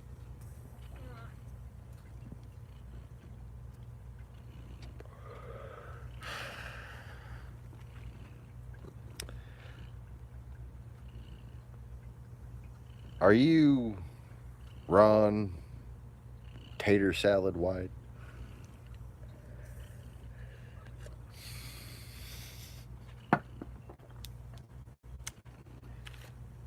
No, we were talking about Ron's kid, Tater Tot. No. That's what he said. His kids. Anyways, don't make another noise. I don't care if the cat's licking its crotch.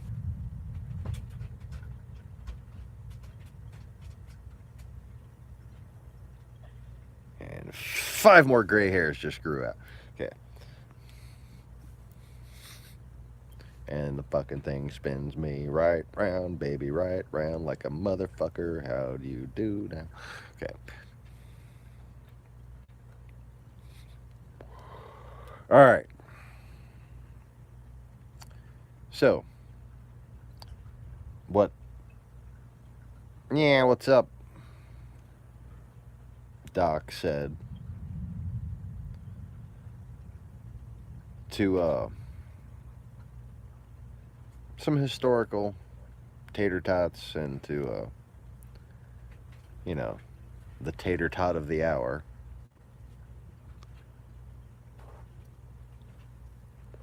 I'm Sean Morris. Who the hell are you?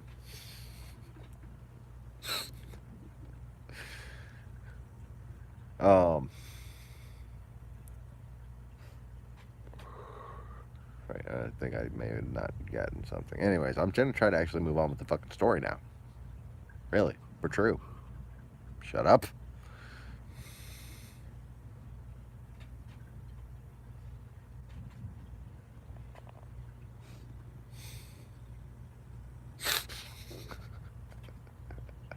Yeah, I hope so. Anyways, so now that Susie's done, oh yeah, you know, see again text in caps. We're gonna try to move on here. So what you know, Pootie needs to know is that when you rule as an authoritarian, your generals tend to lie to you. Especially when it comes to weapons development.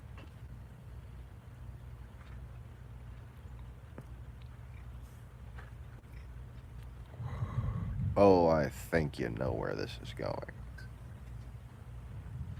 However, before you think you know where I'm going with this, let me just say I found it peculiar and comforting at the same time that somebody like Admiral Kirby wasn't on CNN today or yesterday evening after the announcement of the new deployment schedule for the Avant-Garde missile. Now the claim is that this missile, well, let's just go to the two main claims. The speed. That the speed of it means it cannot be targeted by missile defense systems. Wrong.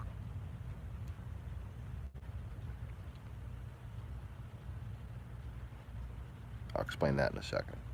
The other claim is that its hull can withstand temperatures of 4,000 degrees and that this makes it impenetrable to our anti-ballistic weapons. Again, wrong. Putin's weapons developers have lied to him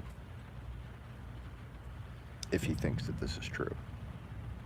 And I think he probably actually does think that this is true.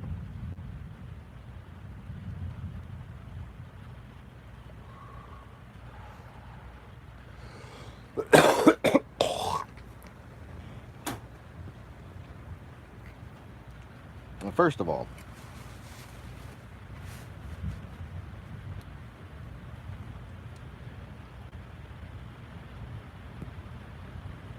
there is no conceivable speed that any reasonable set of materials could possibly accommodate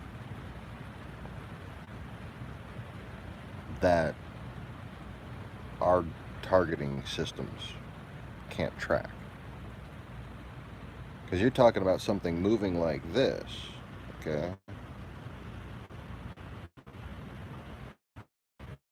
And no matter how stealthy it is, the faster it moves, the bigger of a wake it's going to leave. And that wake itself shows up on sonar. Okay? Now,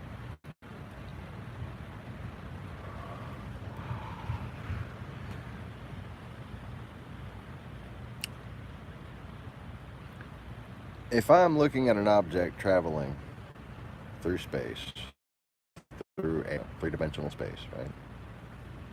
And I'm just pointing something at it. It doesn't matter how fast it can be moving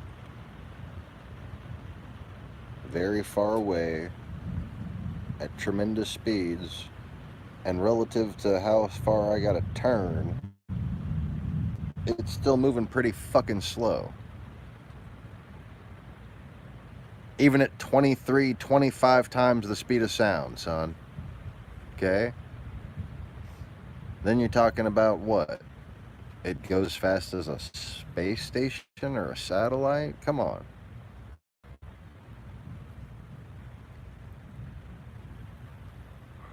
They're not even announcing anything new as far as I'm concerned.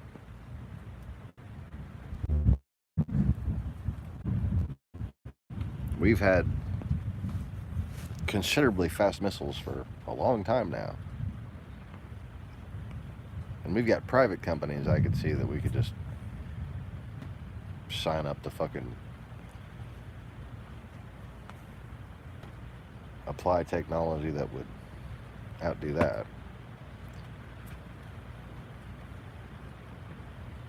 Now, I'm not knocking Russian rocketry. It's always been the very finest in the world.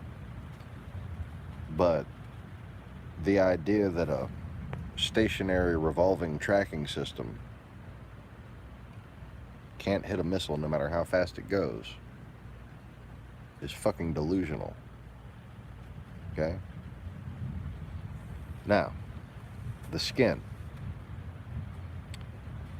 I'm not going to tell you how, but just the fact that I tell you that you're wrong should lead any forensic military scientist to realize exactly how mistaken they are at just how our weapon operates. But I should remind you that we don't like to pick a single method of operation.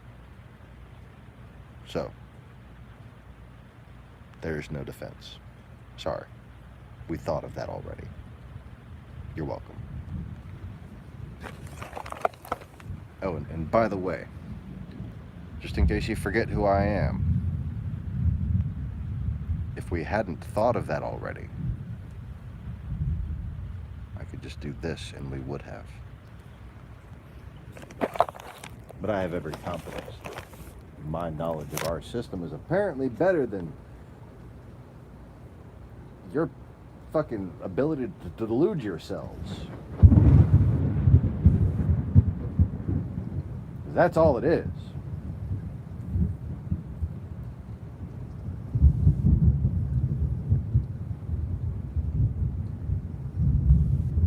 Sorry, Simba. I didn't mean to get all irritated.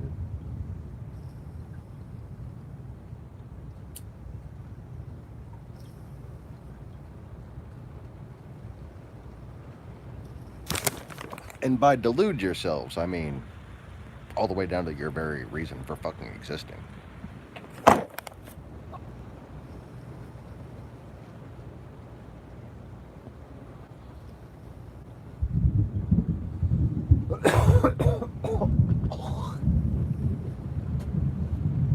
Anyways.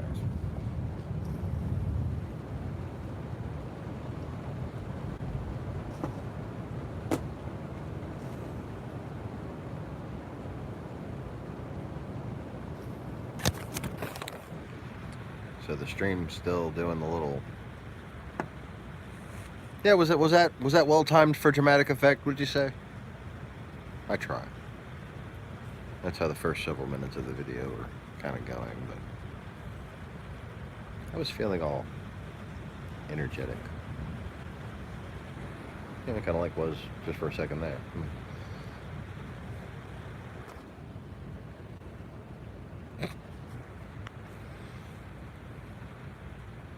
Simba. You're silly.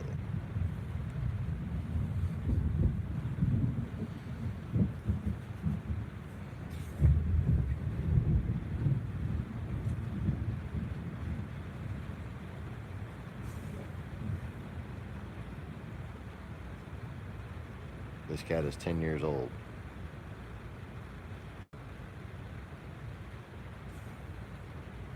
And he's still just a fuzzy little kitten. Huh? He's still just a fuzzy little kitten, huh, Simba?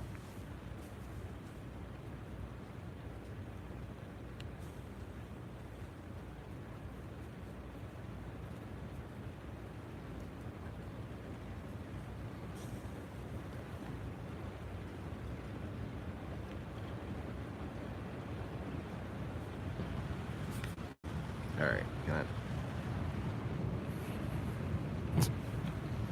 Okay, now it's getting down. Alright.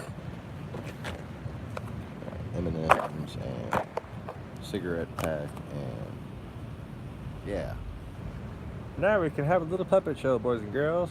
Fuck off!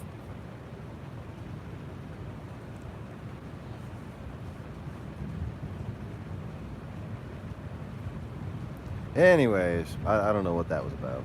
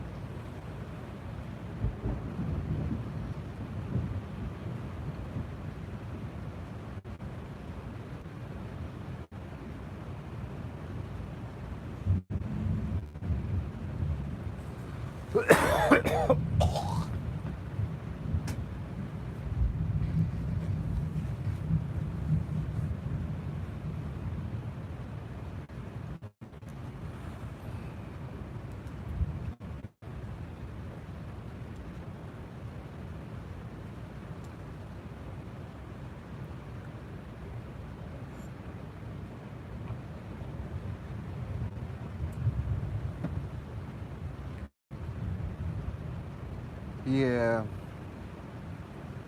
I'm in sort of a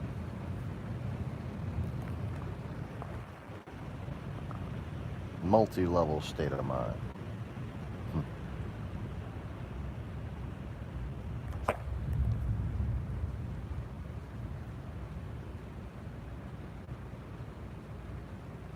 Yeah, even you knew the weather was going to change after I said that.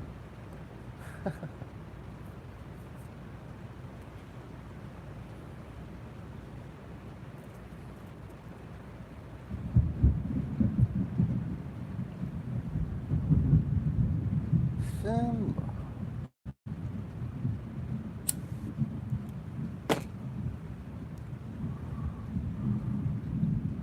He's sitting by Dingo staring at me now. All right.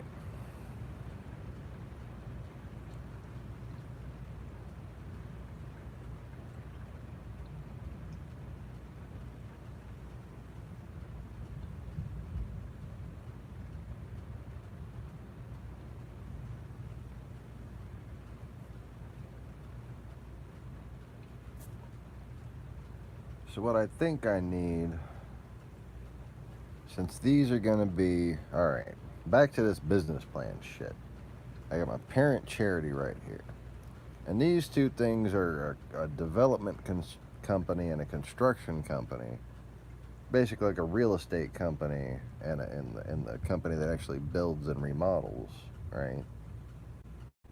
So the salespeople and the work people, right? But they're gonna be two different companies.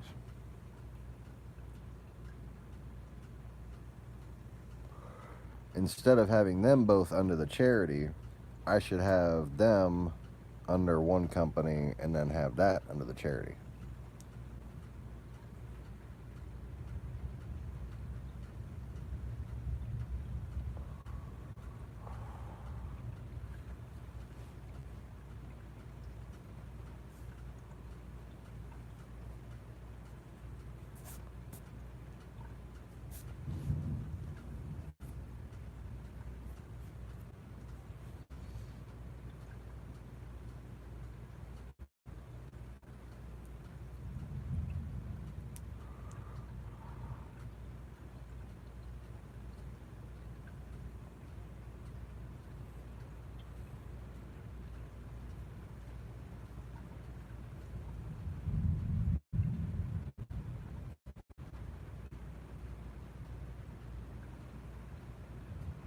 Yeah.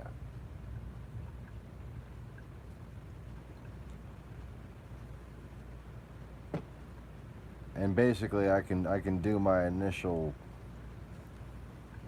business arrangement without jumping to the charity phase, and then I can have the charity basically buy out the parent company.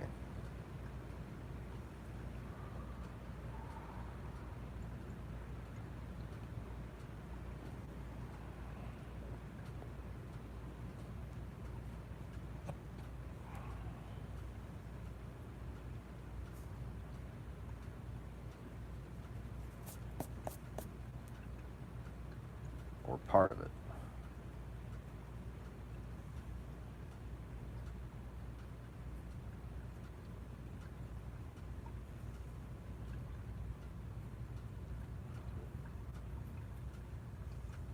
Yeah, so that'd be a parent company as opposed to a parent organization, parent NPO.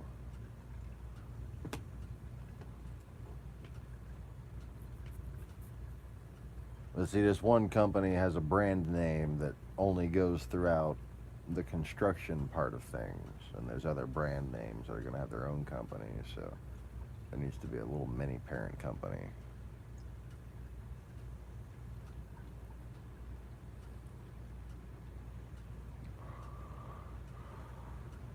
I wish I had all this shit trademarked.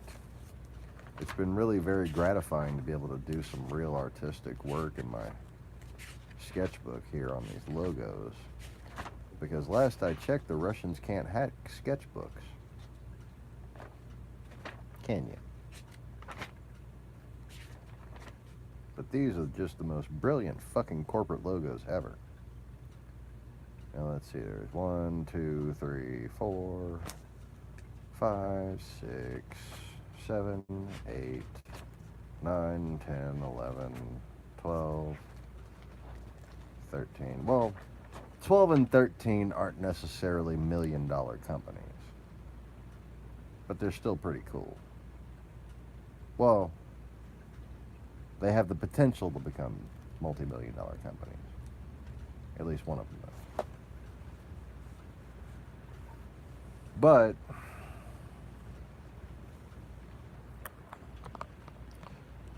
I wonder how many different little independent ventures would have been much better off had they started with flipping real estate.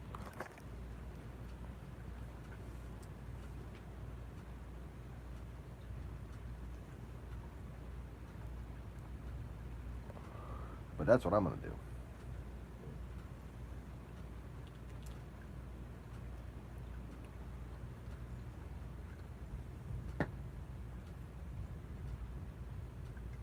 I'm going to have a friend of a friend of a friend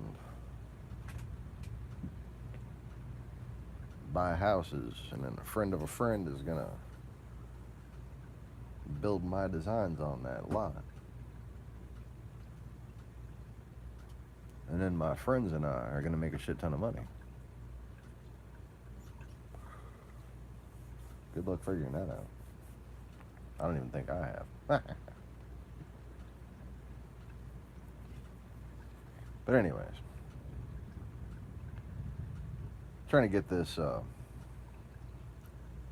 corporate structure down, basically, so I can come up with a profit sharing agreement, so I can come up with a proposal, so I can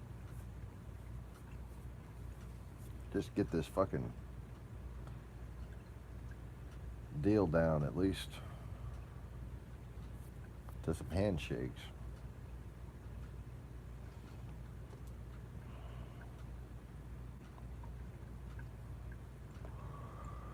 Yes. And if it doesn't work, I'm just gonna fucking take out a loan and build my fish store, and then eventually build up my own credit to flip my own damn houses, you know? But oh well.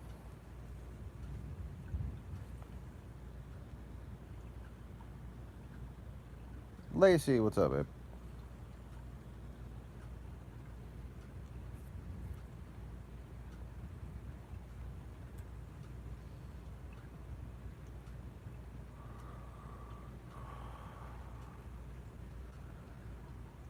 So then,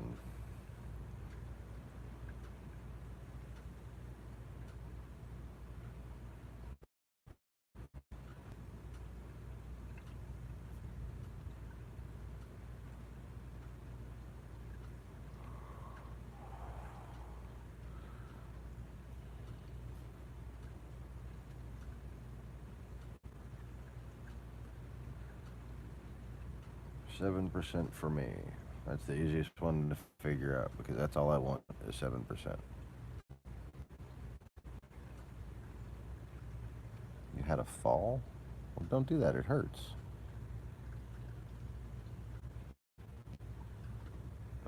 time for my chat to be fucking up.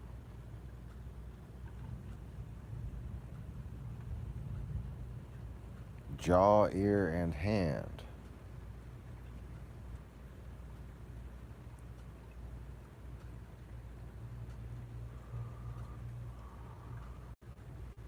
Did you fall into a fight with your ex?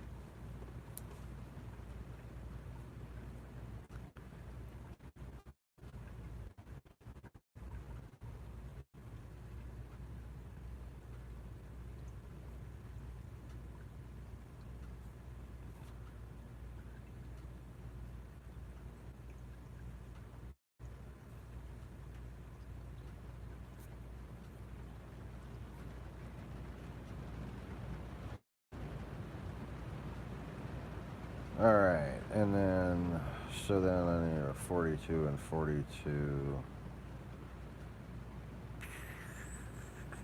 8 and 8, 16.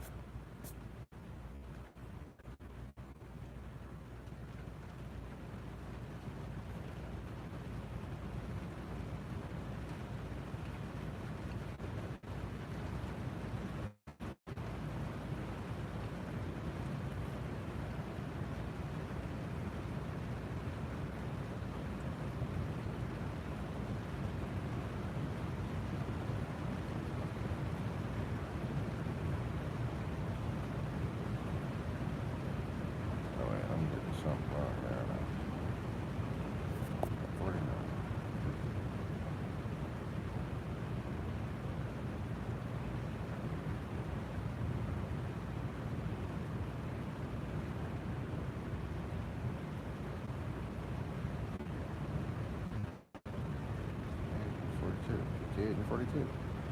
Okay. That'll work. I can math.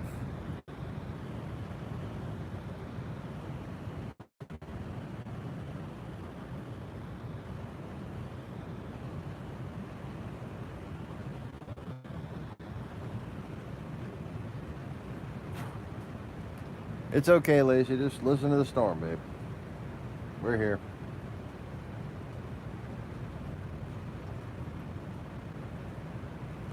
I'd hand you an ice pack or something, but, you know, they don't fit to the phone.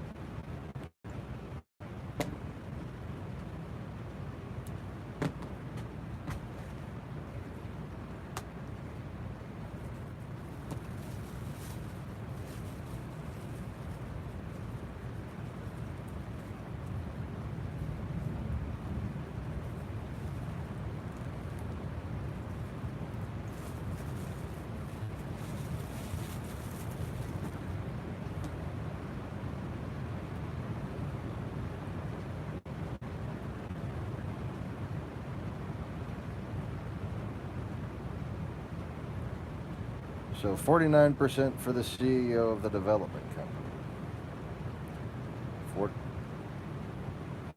49% for the CEO of the contracting company.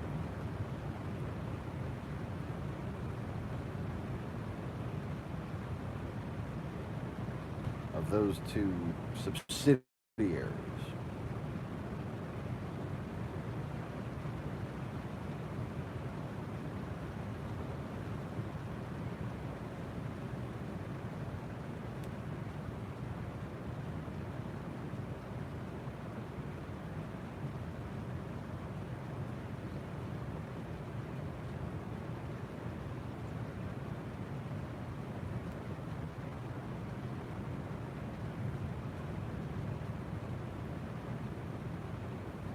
Poke.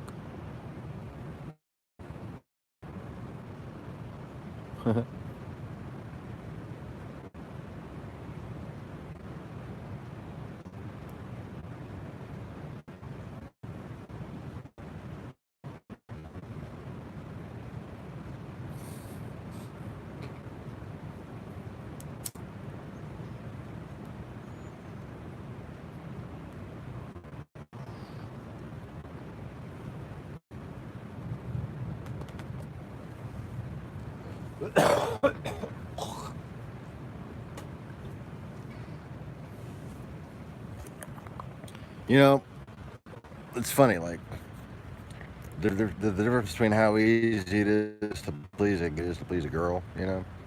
Like,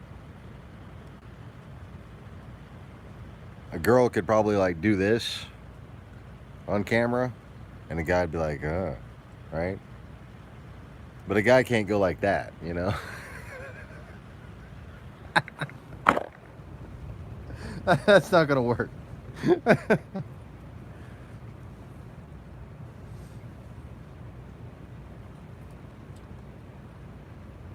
Especially when your fingers are covered in cat ass. No.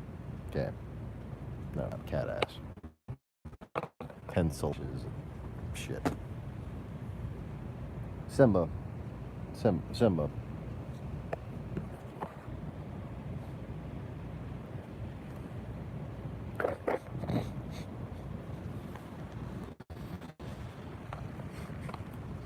Ow.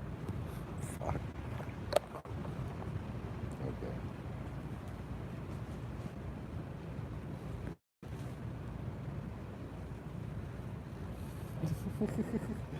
Hey there. You have to have your ass right on me.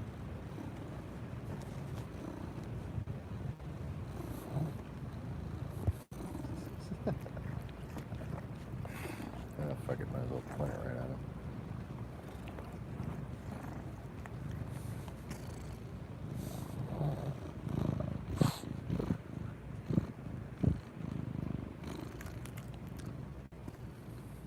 He sees it.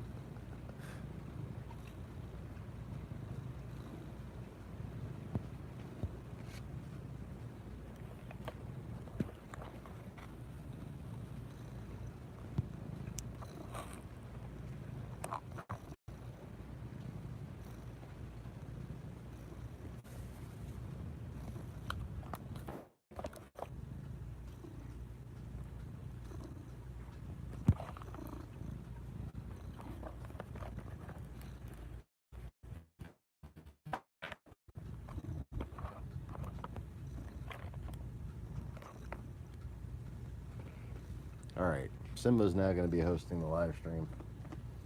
I'm going to take a break.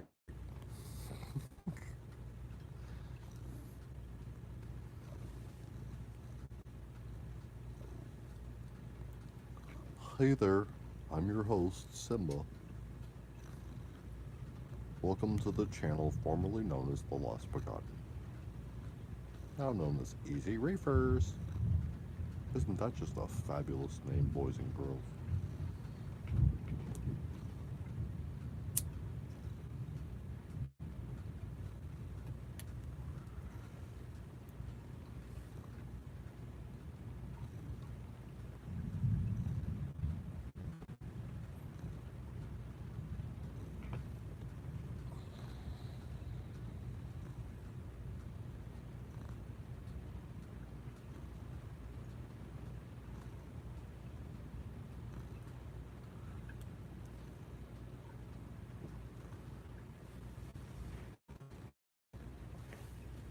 Today on the show, we'll be talking about how much I hate thunderstorms.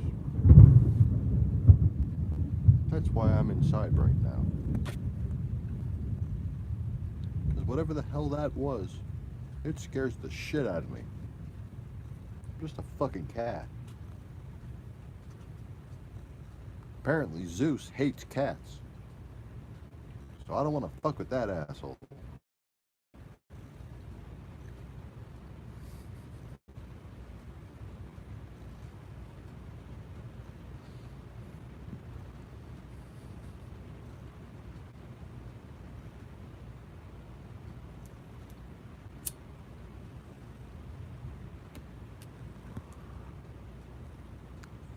Where the hell's that kid Perseus when you need him?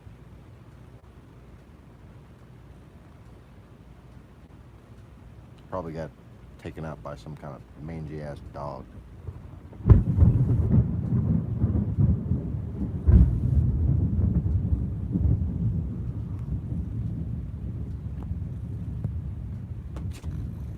No offense, Anubis.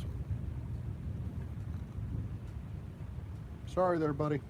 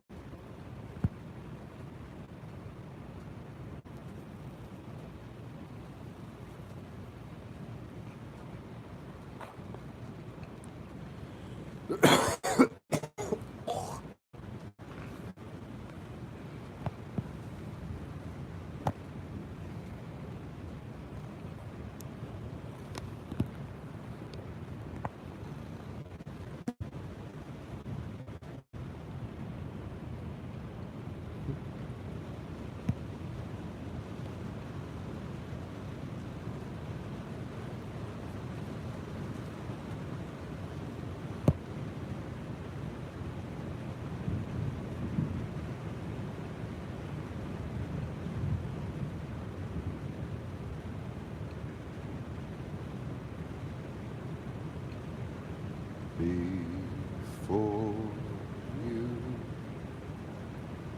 slip into unconsciousness, I'd like to have another kiss, another flashing chance at bliss, another kiss, another kiss.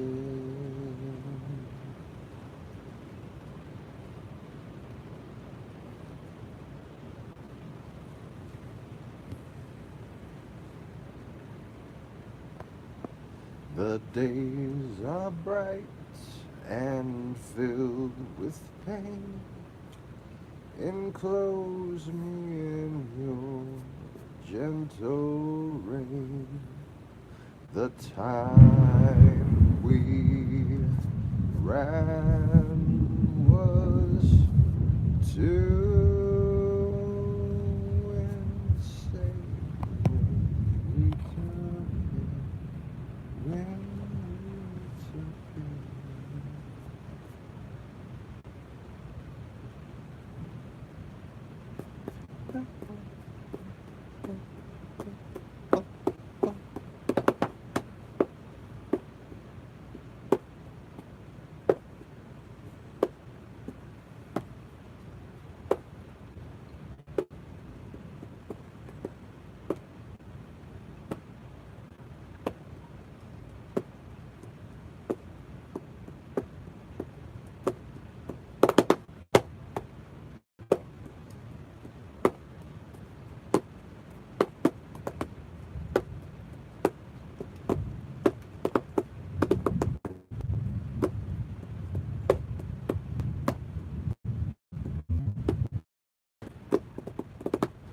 Tell me where your freedom lies. The streets are fields that never die. Deliver me from reasons why you'd rather, I'd rather fly.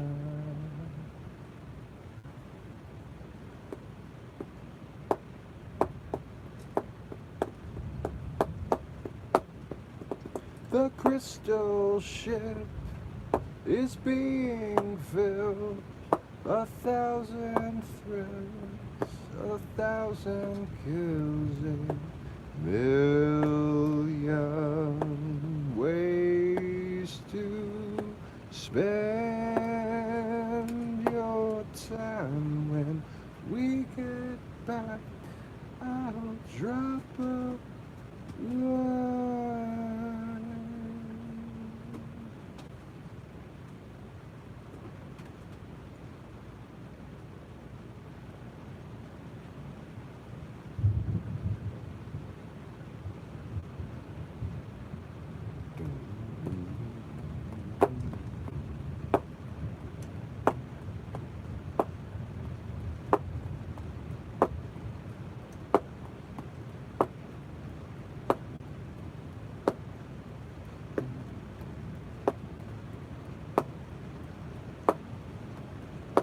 Riders on the storm, riders on the storm. Into this house we're born, into this world we're torn. Like a dog without a bone, an actor out on loan. Riders on the storm. Girl, you've gotta love your man. Girl, you've gotta love your man. Take him by the hand, make him understand. The world on you depends, our life will never end. Gotta love your man. Yeah.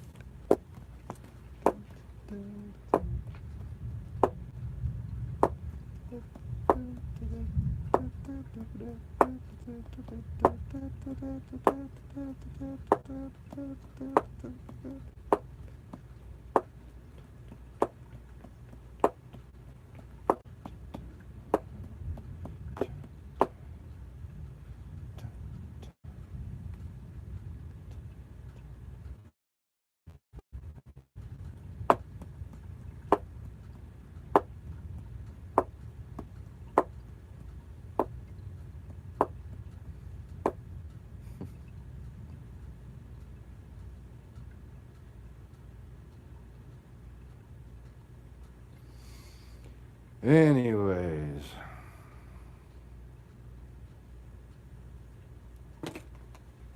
I was hearing the music. I apologize. I get into the shit.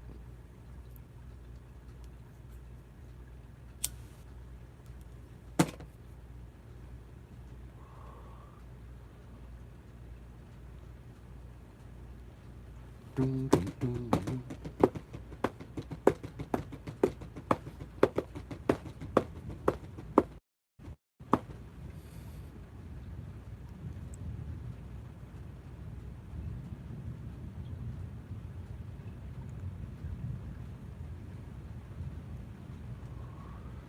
You know the day destroys the night. Night, bring on through to the other side, yeah.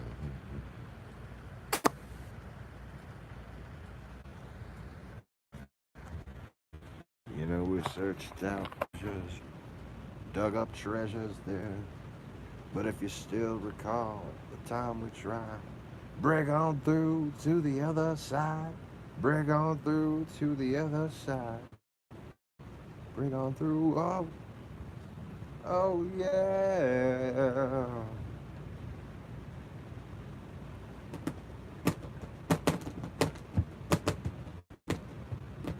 Let's see, week, day, out, we fade, deep and wide.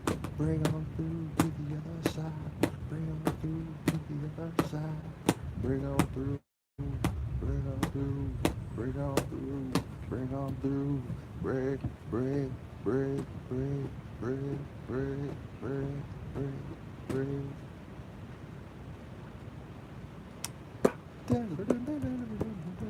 Okay, like I'm on a doors kick now.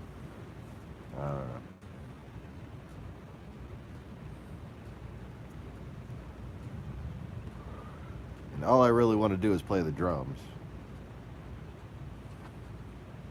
All I want to do is play the drums. I got a feeling this is really dumb.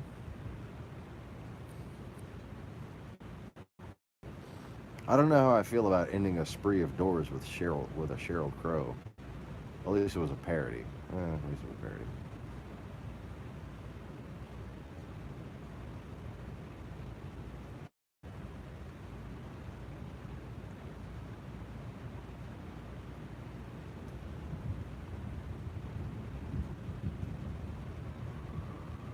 No movement on Capitol Hill on the 6th day of the government shutdown.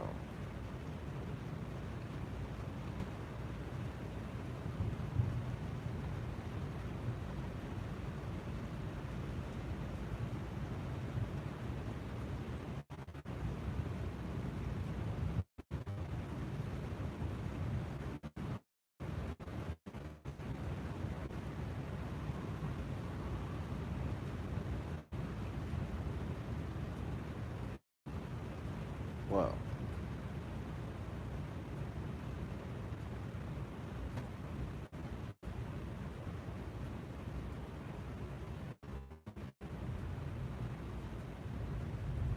let me go ahead and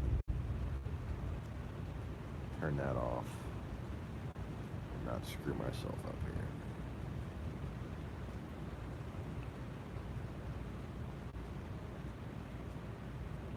Close family Oh, there for the shit. nuptials. They began Come dating 10 years on. ago, but had been in an on again, off again.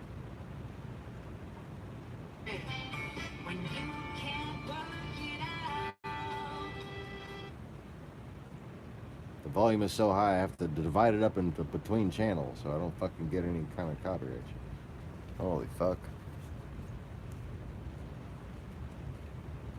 Alright. Because my TV doesn't turn on easily.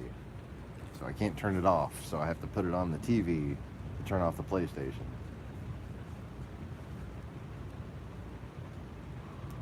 So now it's on PBS.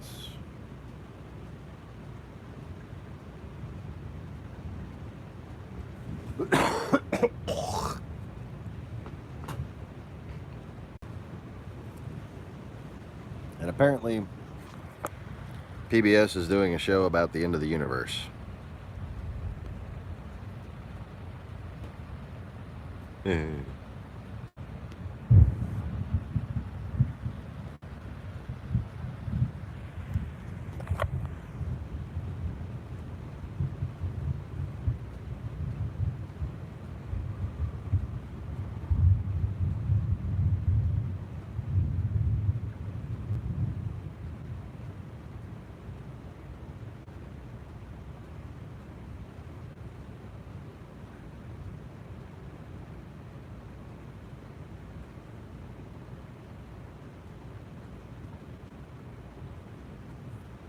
Alright, so basically, the CEOs get 49% and 2% of each other's company.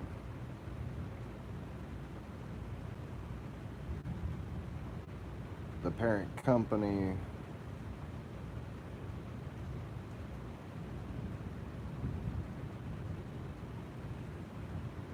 is divided each 42% ownership of those subsidiaries.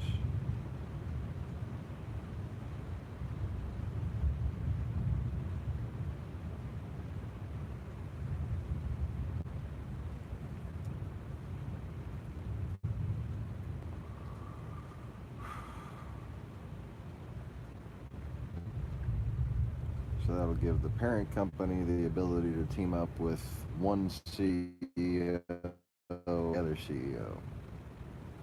Kind of, you know?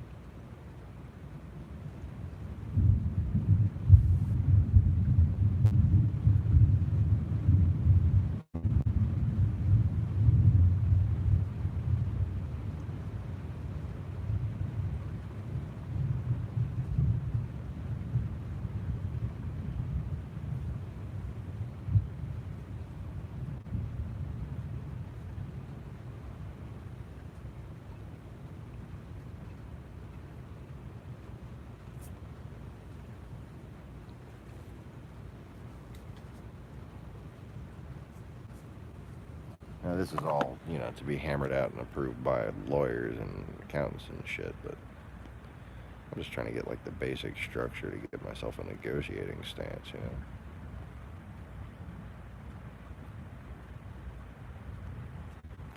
Yeah.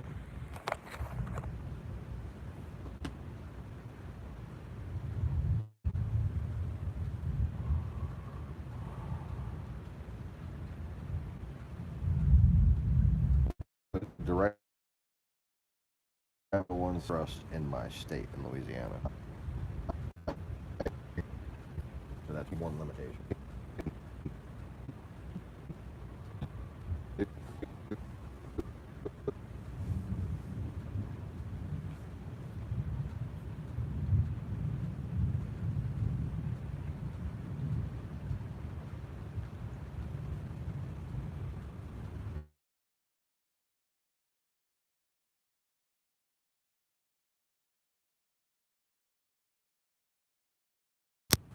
Flash flood warning, y'all.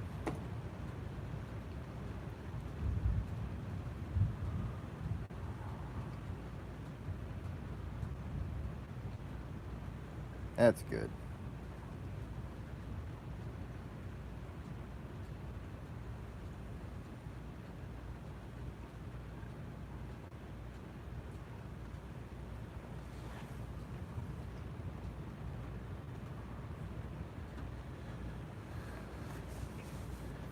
Must be serious if I got it on the alerts like that, though. Shit.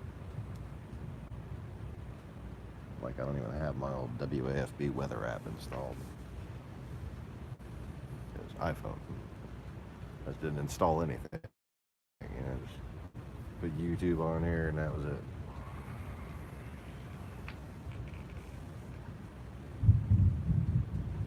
That way, if anything goes wrong with this phone, it's YouTube's fault, basically.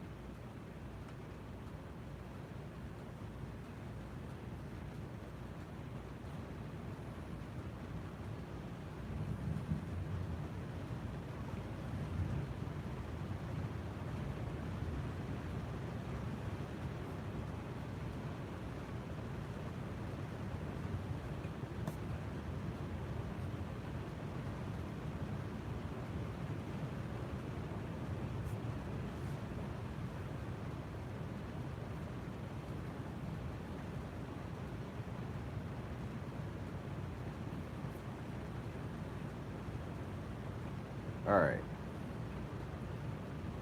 So basically this will start me out as the CEO of the parent company. And that's a good negotiating stance to start with.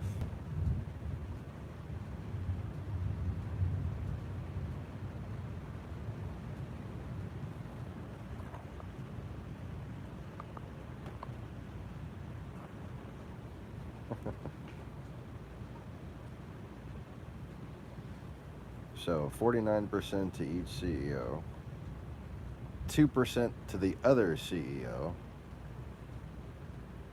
So it becomes in effect a trilateral board. So the CEO of the parent company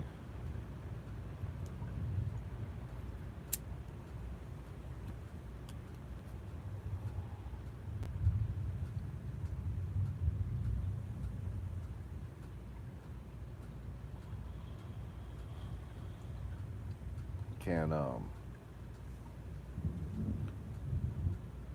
basically outvote either of the CEOs if the other, like they have a controlling stake together, either way.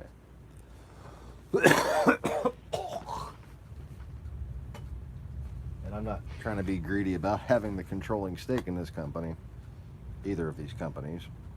I'm trying to give both of these guys free reign to do what they want while still getting a hefty portion for future investment.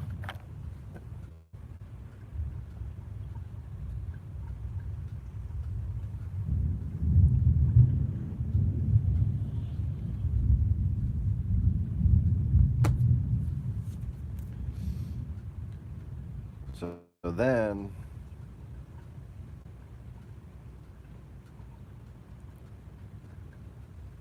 eventually we'll have either the parent company bought or dissolved by the charity. By the charity, for the most part, I'm just gonna own 7% of it. Where the charity plus my 7% equals the controlling vote. Yeah, that works perfect.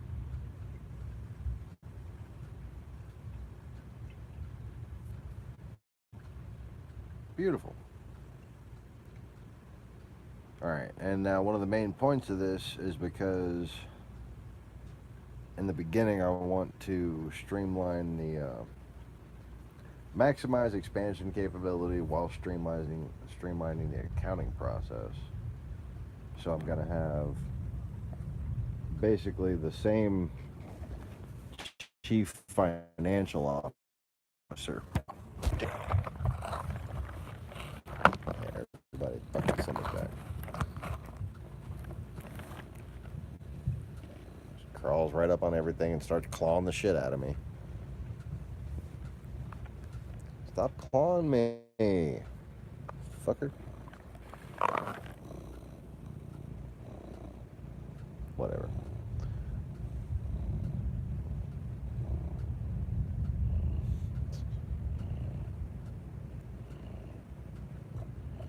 All right.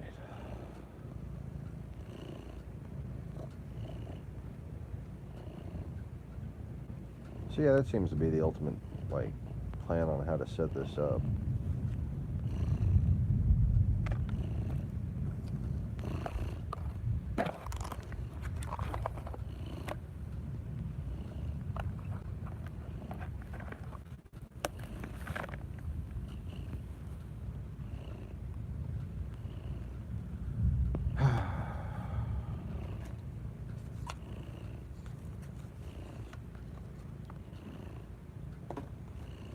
Well, you better stay in touch with my wife so we can eventually find an actual place for you, Lacey, to actually feel safe.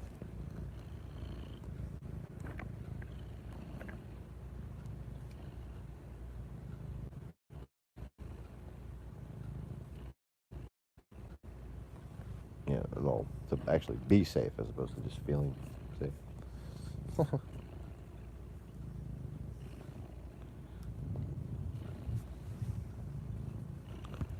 Alright, but anyways. So I got my eye on a particular company or person with a company to be my CFO, or basically to handle collections and litigation.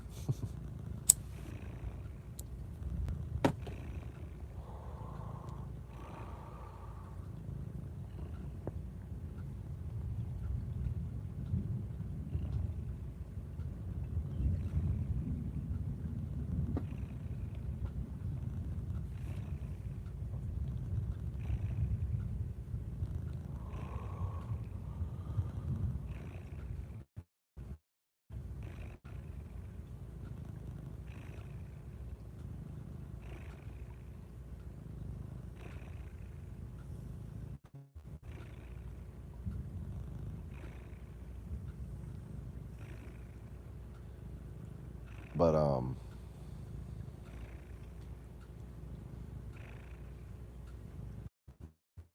I might just simply make it, because she's connected to all the people that we would contract out to do all those things until we have our own department, you know.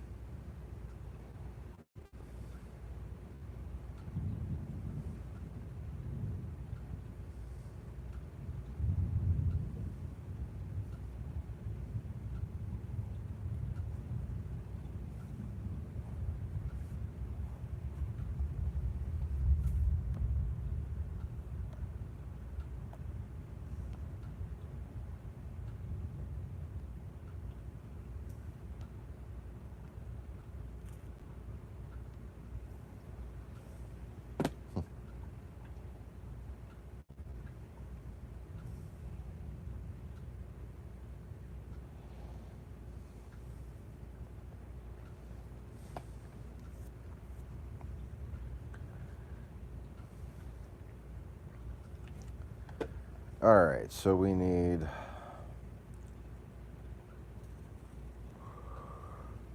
office person,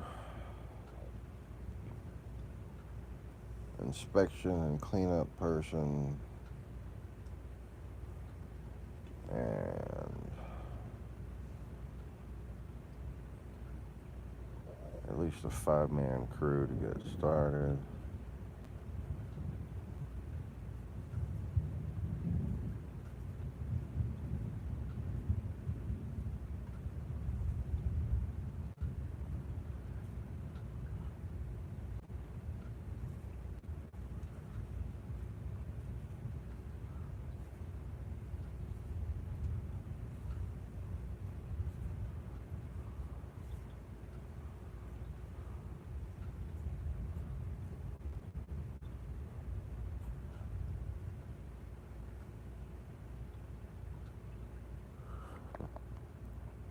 All.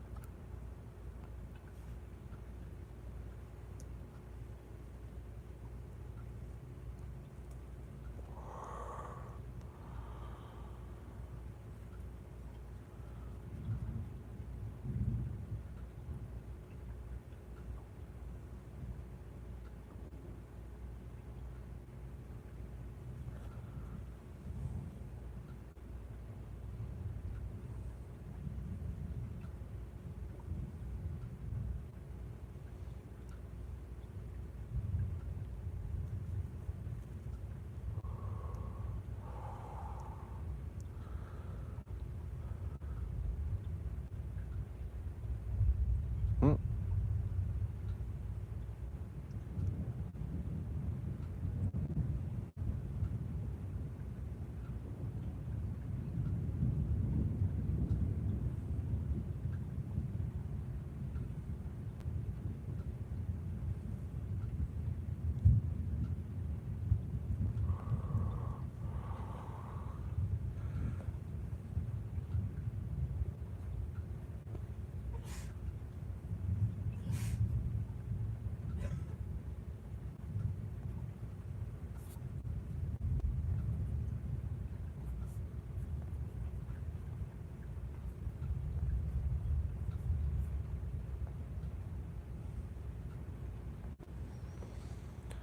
All right.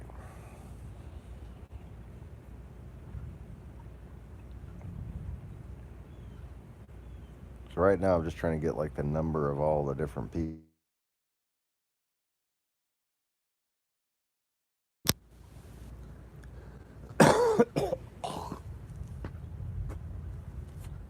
In order to see where all the money will be going, how much the investor is going to make out with, how much we're going to have to reinvest, that kind of thing.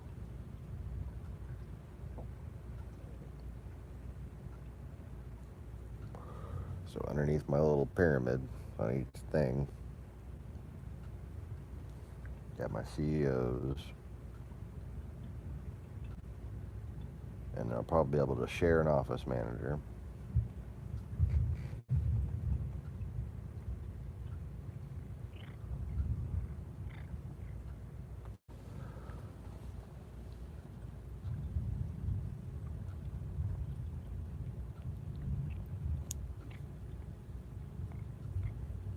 And she can get minimum wage from both of them. Good salary.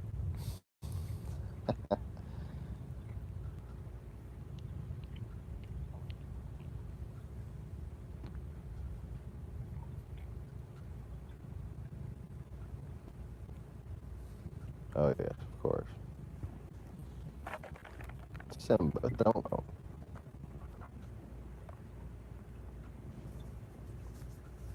Yeah, I have a pretty good logistics guy.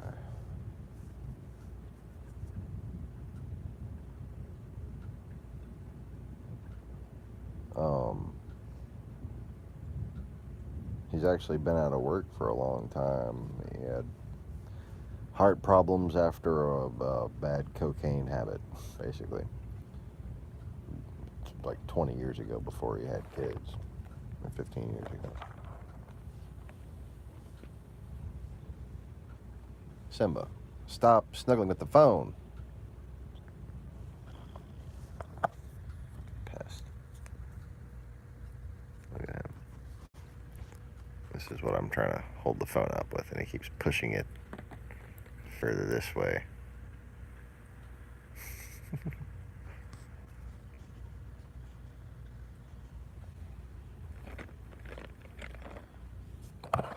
Well, he's had less frequency of incidents, but that's mostly because he takes it easy. So I'm trying to, basically based on his experience, offer him a very relaxed position, you know? Something that he can just feel productive and feel like he's doing something useful and getting paid for it again. Because I tell you what, man, I don't know if women are the same way at all, but like men, if you are a fucking man, if you don't have like too much estrogen or too many cocks in your mouth or something, like, you want to fucking do something with yourself, you know? Like, you're not trying to get your name carved in stone on the temple walls and shit, but like, you want your kids to be able to point out and say, Dad built that, or something, you know? Oh, Dad worked for them fucking 20 years, whatever, you know?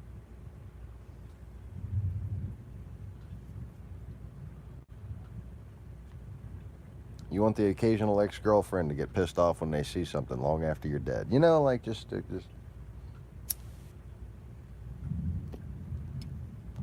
Because women live longer.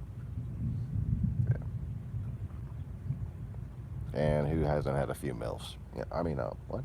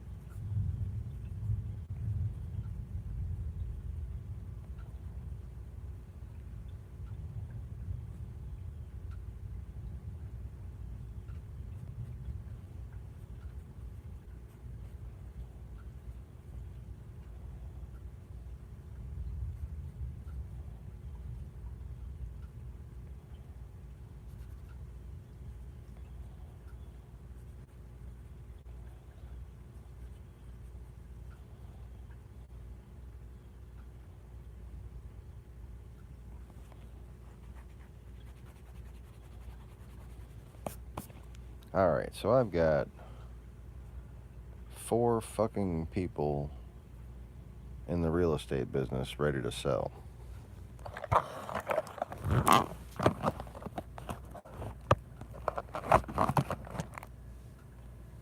And like a listing company ready to work with. Like, I just need to start doing this shit. Just need the money to begin the process.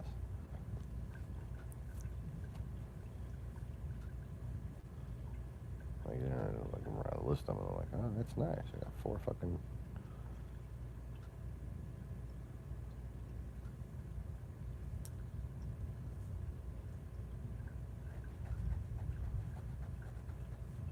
You know what? I'm gonna call it 3. Because I don't want to list my wife as more than one thing. She's probably going to be doing sales, but I'll just list the actual agents. So, 3 very good old friends.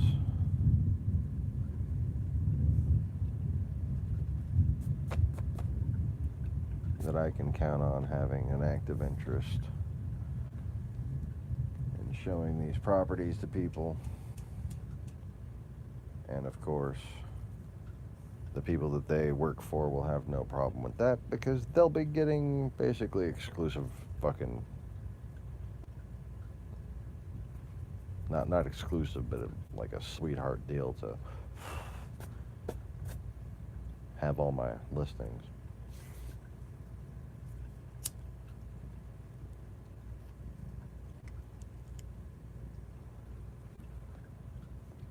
And what's cool is I got history with some other real estate companies too if this doesn't work out.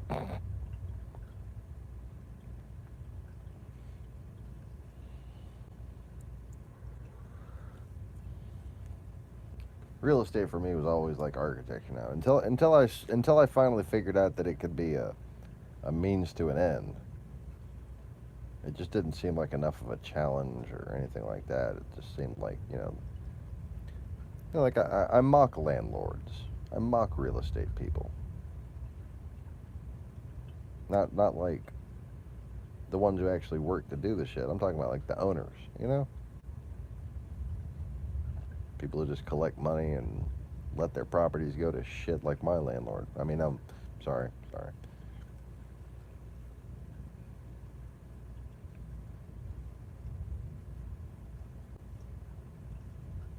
I mock the whole concept of lordship.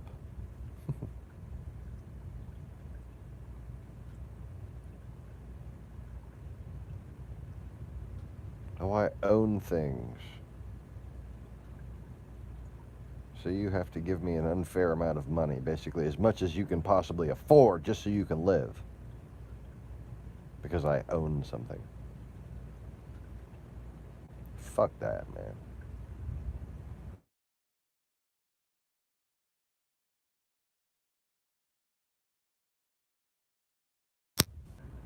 Am I back? For God's sake. Can't just dismiss a fucking alarm. Apparently gotta open up the alarm screen and then stare at it for a while. I don't know what the fuck it wanted me to do.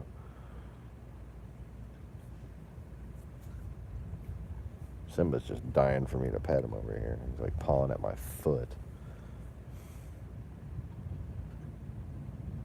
No, it's the phone alarm clock. Like the little window came down this way. It said alarm, and I slid it that way a few minutes ago. Then it just came back 5 minutes later. Yes, and we're live.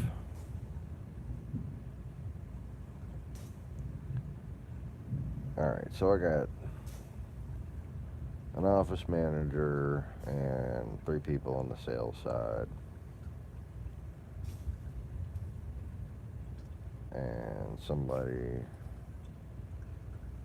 to do legal shit. And act normal, we're live. Everybody, shh, put away your drugs. I mean, hurry up and smoke them all. I mean, what? Shit, I already smoked all mine. Somebody give me some more drugs so I can hurry up and smoke them all.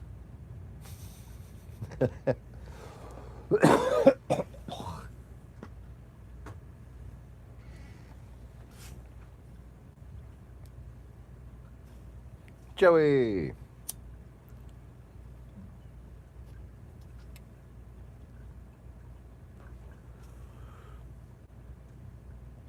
Hey, Joe.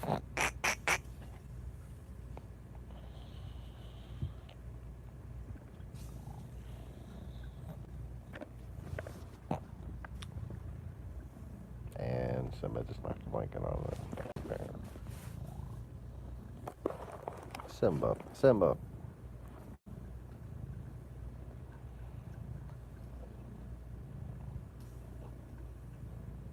You're such a fucking baby.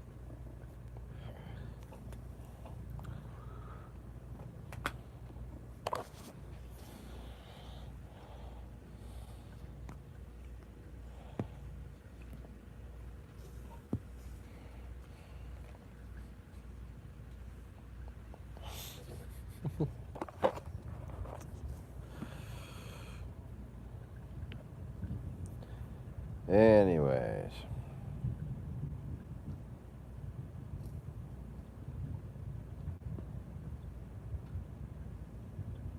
So I know of 3 crew members that are ready. And,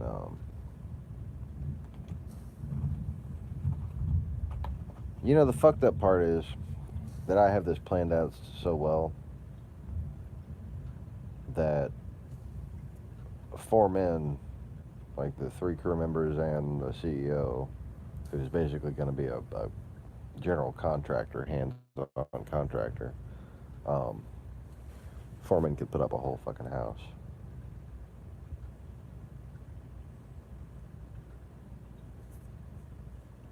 In fact, 2 men could do it. You know how I know that? Because I'm building this house the same way my grandfather built our fucking cabin in Cossie, Texas. And that asshole, no offense here, just, you know, asshole in the sense that he just said, fuck this, nobody can tell me how I gotta do something. My kind of asshole. Wonder where I get it from.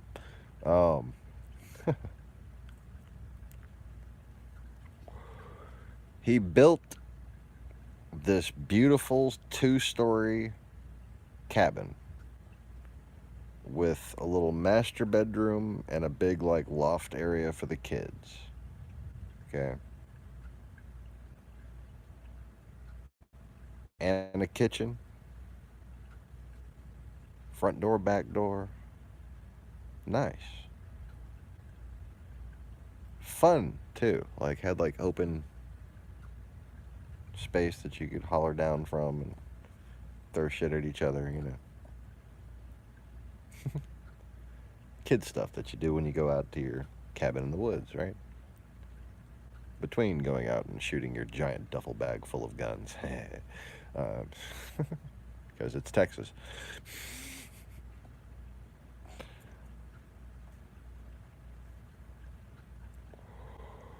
Well, that whole cabin was built in 4-foot by 8-foot sections.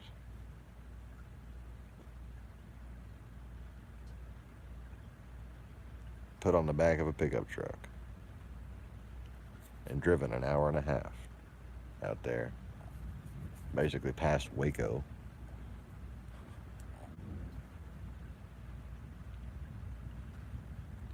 More central than Waco.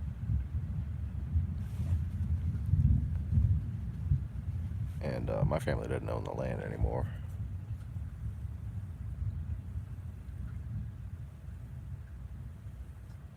But that's a different story.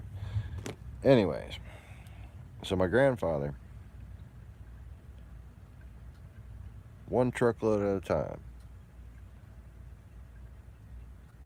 4-foot by 8-foot sections, single-handedly built this fucking cabin.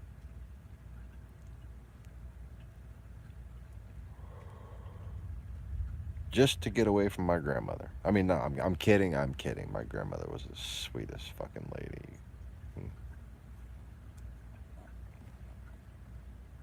If she had a mean streak, I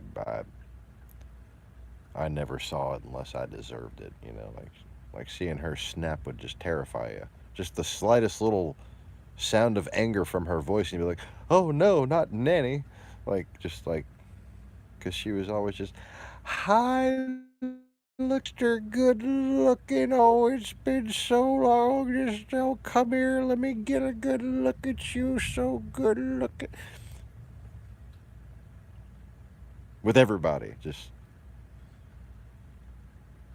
didn't stop. Just that level of affection the entire time. Any sort of reunion type, just one person after the other as they showed up.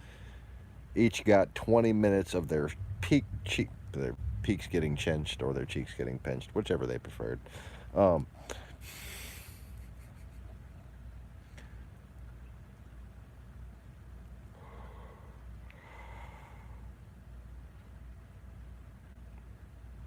and man,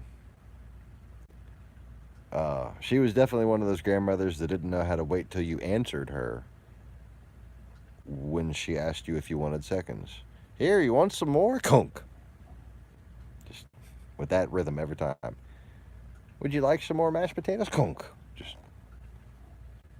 hey, you want another slice of turkey? Conk. Oh, okay. Sure.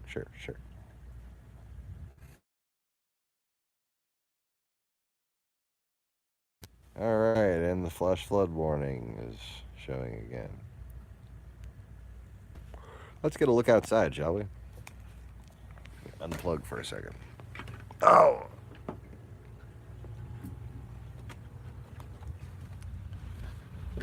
Let's see. Oh, holy shit.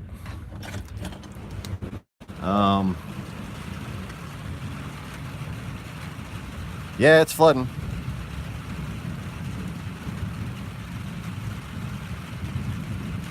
So I'm going to go ahead and move my car.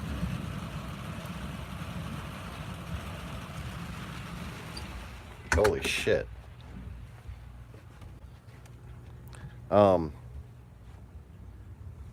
I'll be back. I'm just going to leave y'all here. Here, I'll give you a view of the fish tanks. How about that? And if the live stream stops, that's because the battery died.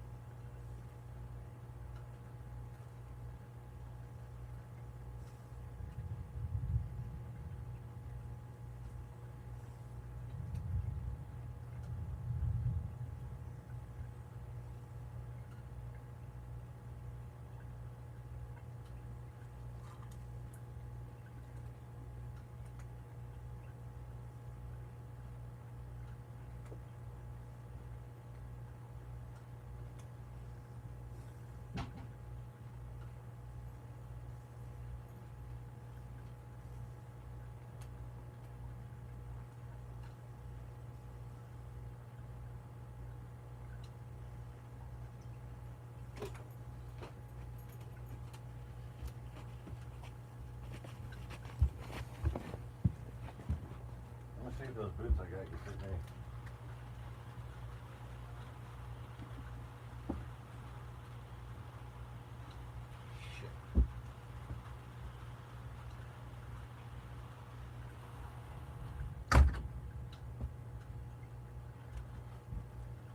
And now to squeeze in my daughter's boots. Because yes, she has some considerably large feet. Alright, first I gotta dry them out because they've been on the porch.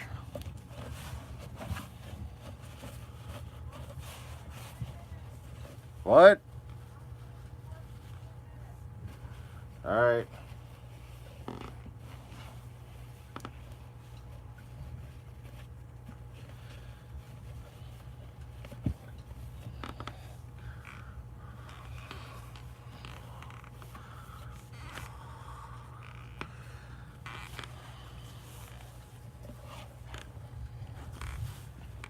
Okay, this is gonna be a tight fit, but I think I can get my feet in here. Oh! Holy shit. They actually fit. Barefoot at least.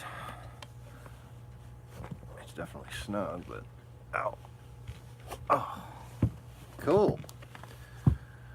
I have actual flood boots instead of those charming bags on one of my most popular videos. So, here we go.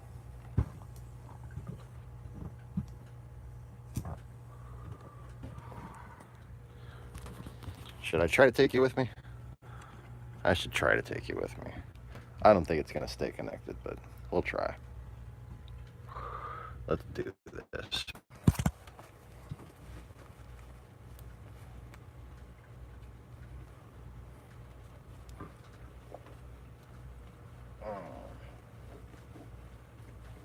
My pants tucked into my bootsies.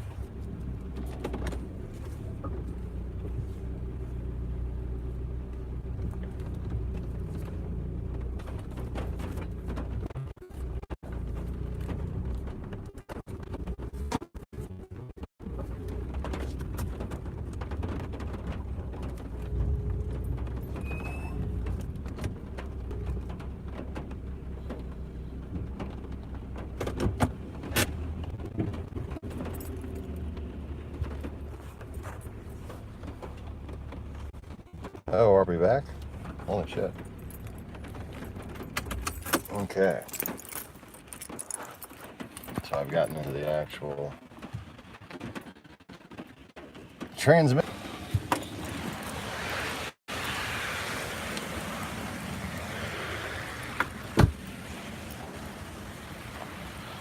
And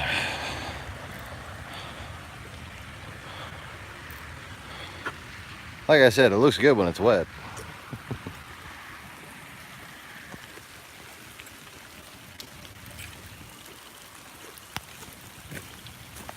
So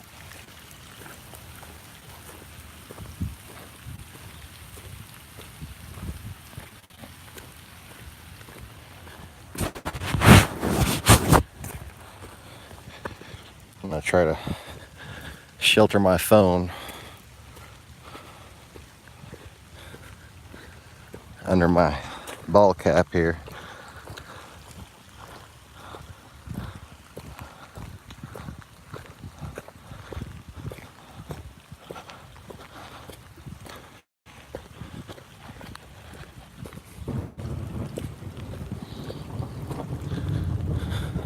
Oh man, my toenails are jamming into these fucking things.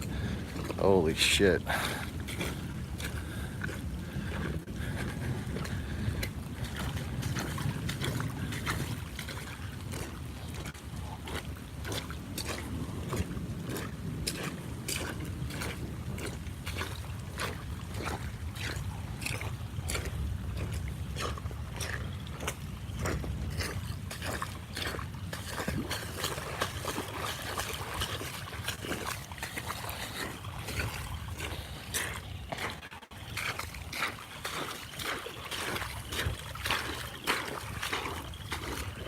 Ah, shit, I'm splashing myself. I gotta slow down.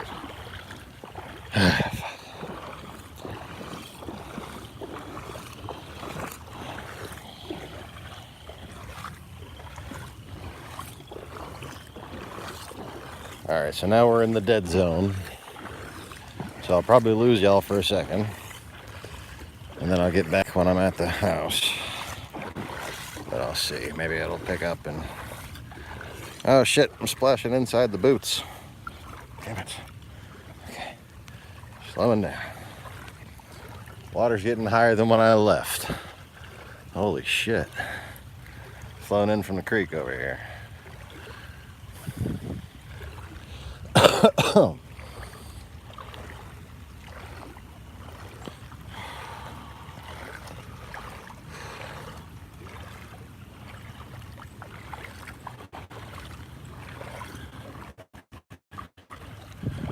This is kind of fucking sudden, huh?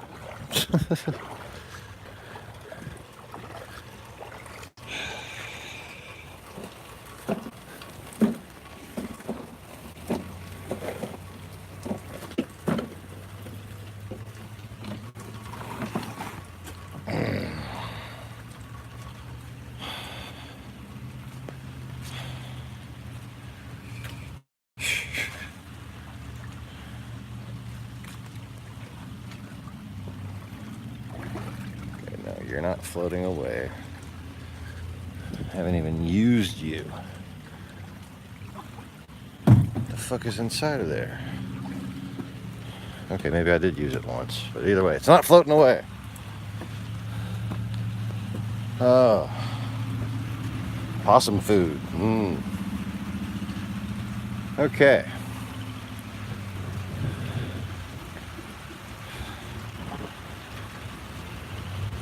So I've made it back.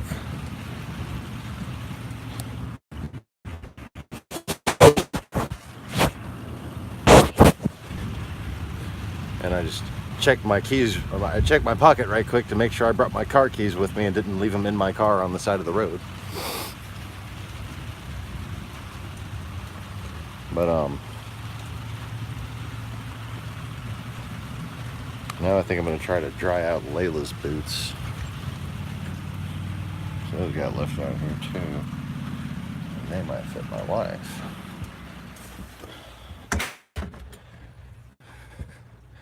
Okay, I gotta get. Well, no, I can't get out of these fuckers. She's on her way home. I'm gonna dry these boots out and then come out there to rescue them. I'm gonna carry the kid and then give my wife the boots or something.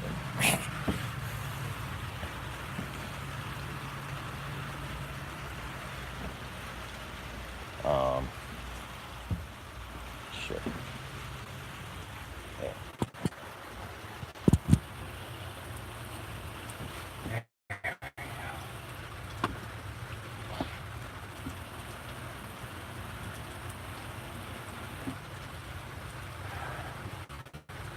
I told you the flooding wouldn't stop.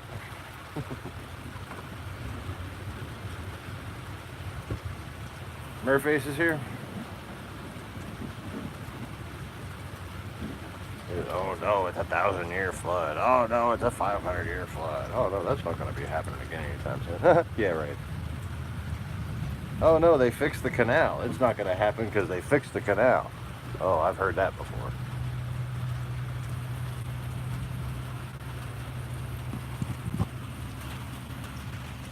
They didn't fix shit.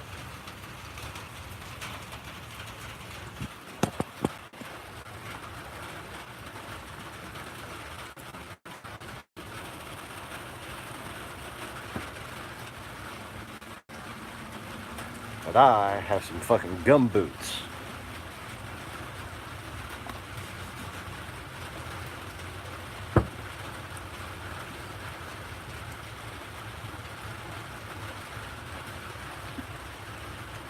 I'm drying off Layla's.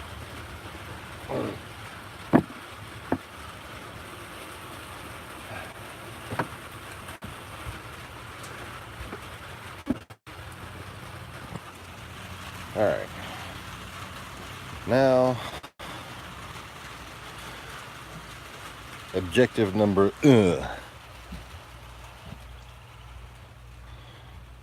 take my cramped little tiny toe space boots and leave them on until my wife gets home, while also finding some sort of thing to do stuff with.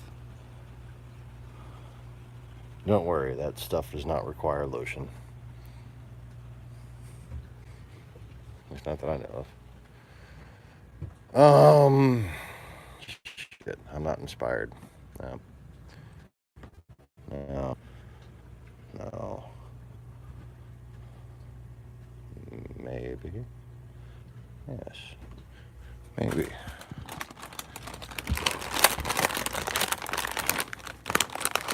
Hold on.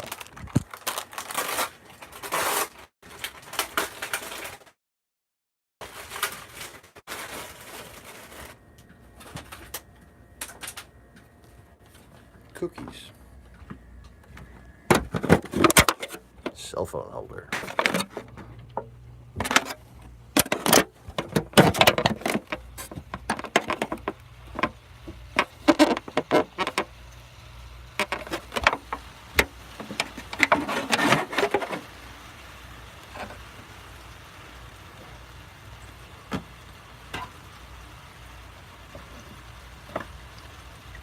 Cans of bug spray with actual shit in them. That is atypical for that particular position. Okay.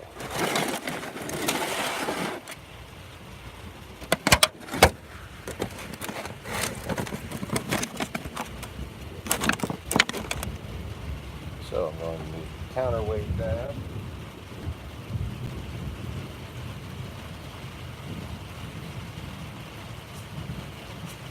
I just found yet another use for silicone lubricant.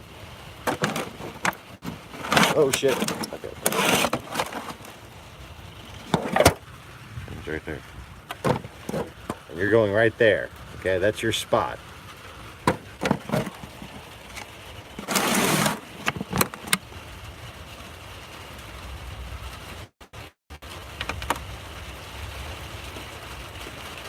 Should I get my guitar out and play some CCR? Born on a bayou.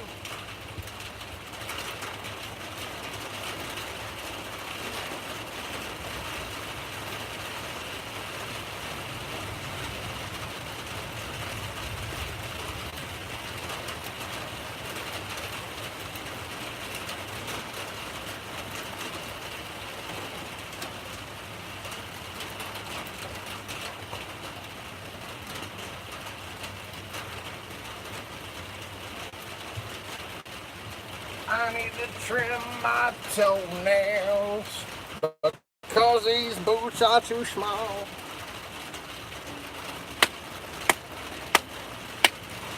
But I'd rather wear some funky hippie sandals through the town shopping mall. Born on a bayou.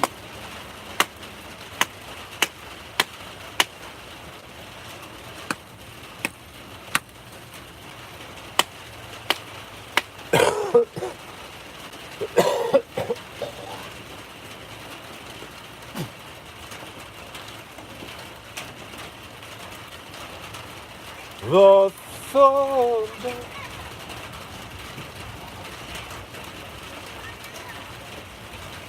I'm live streaming. I'm live streaming.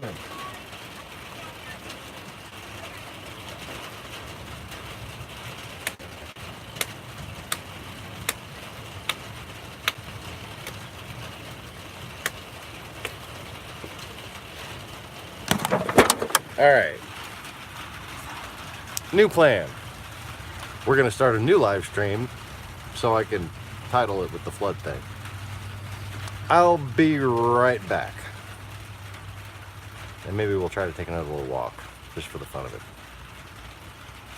So, thanks for watching. Everybody, don't forget to click the like button and, subscribe with the button.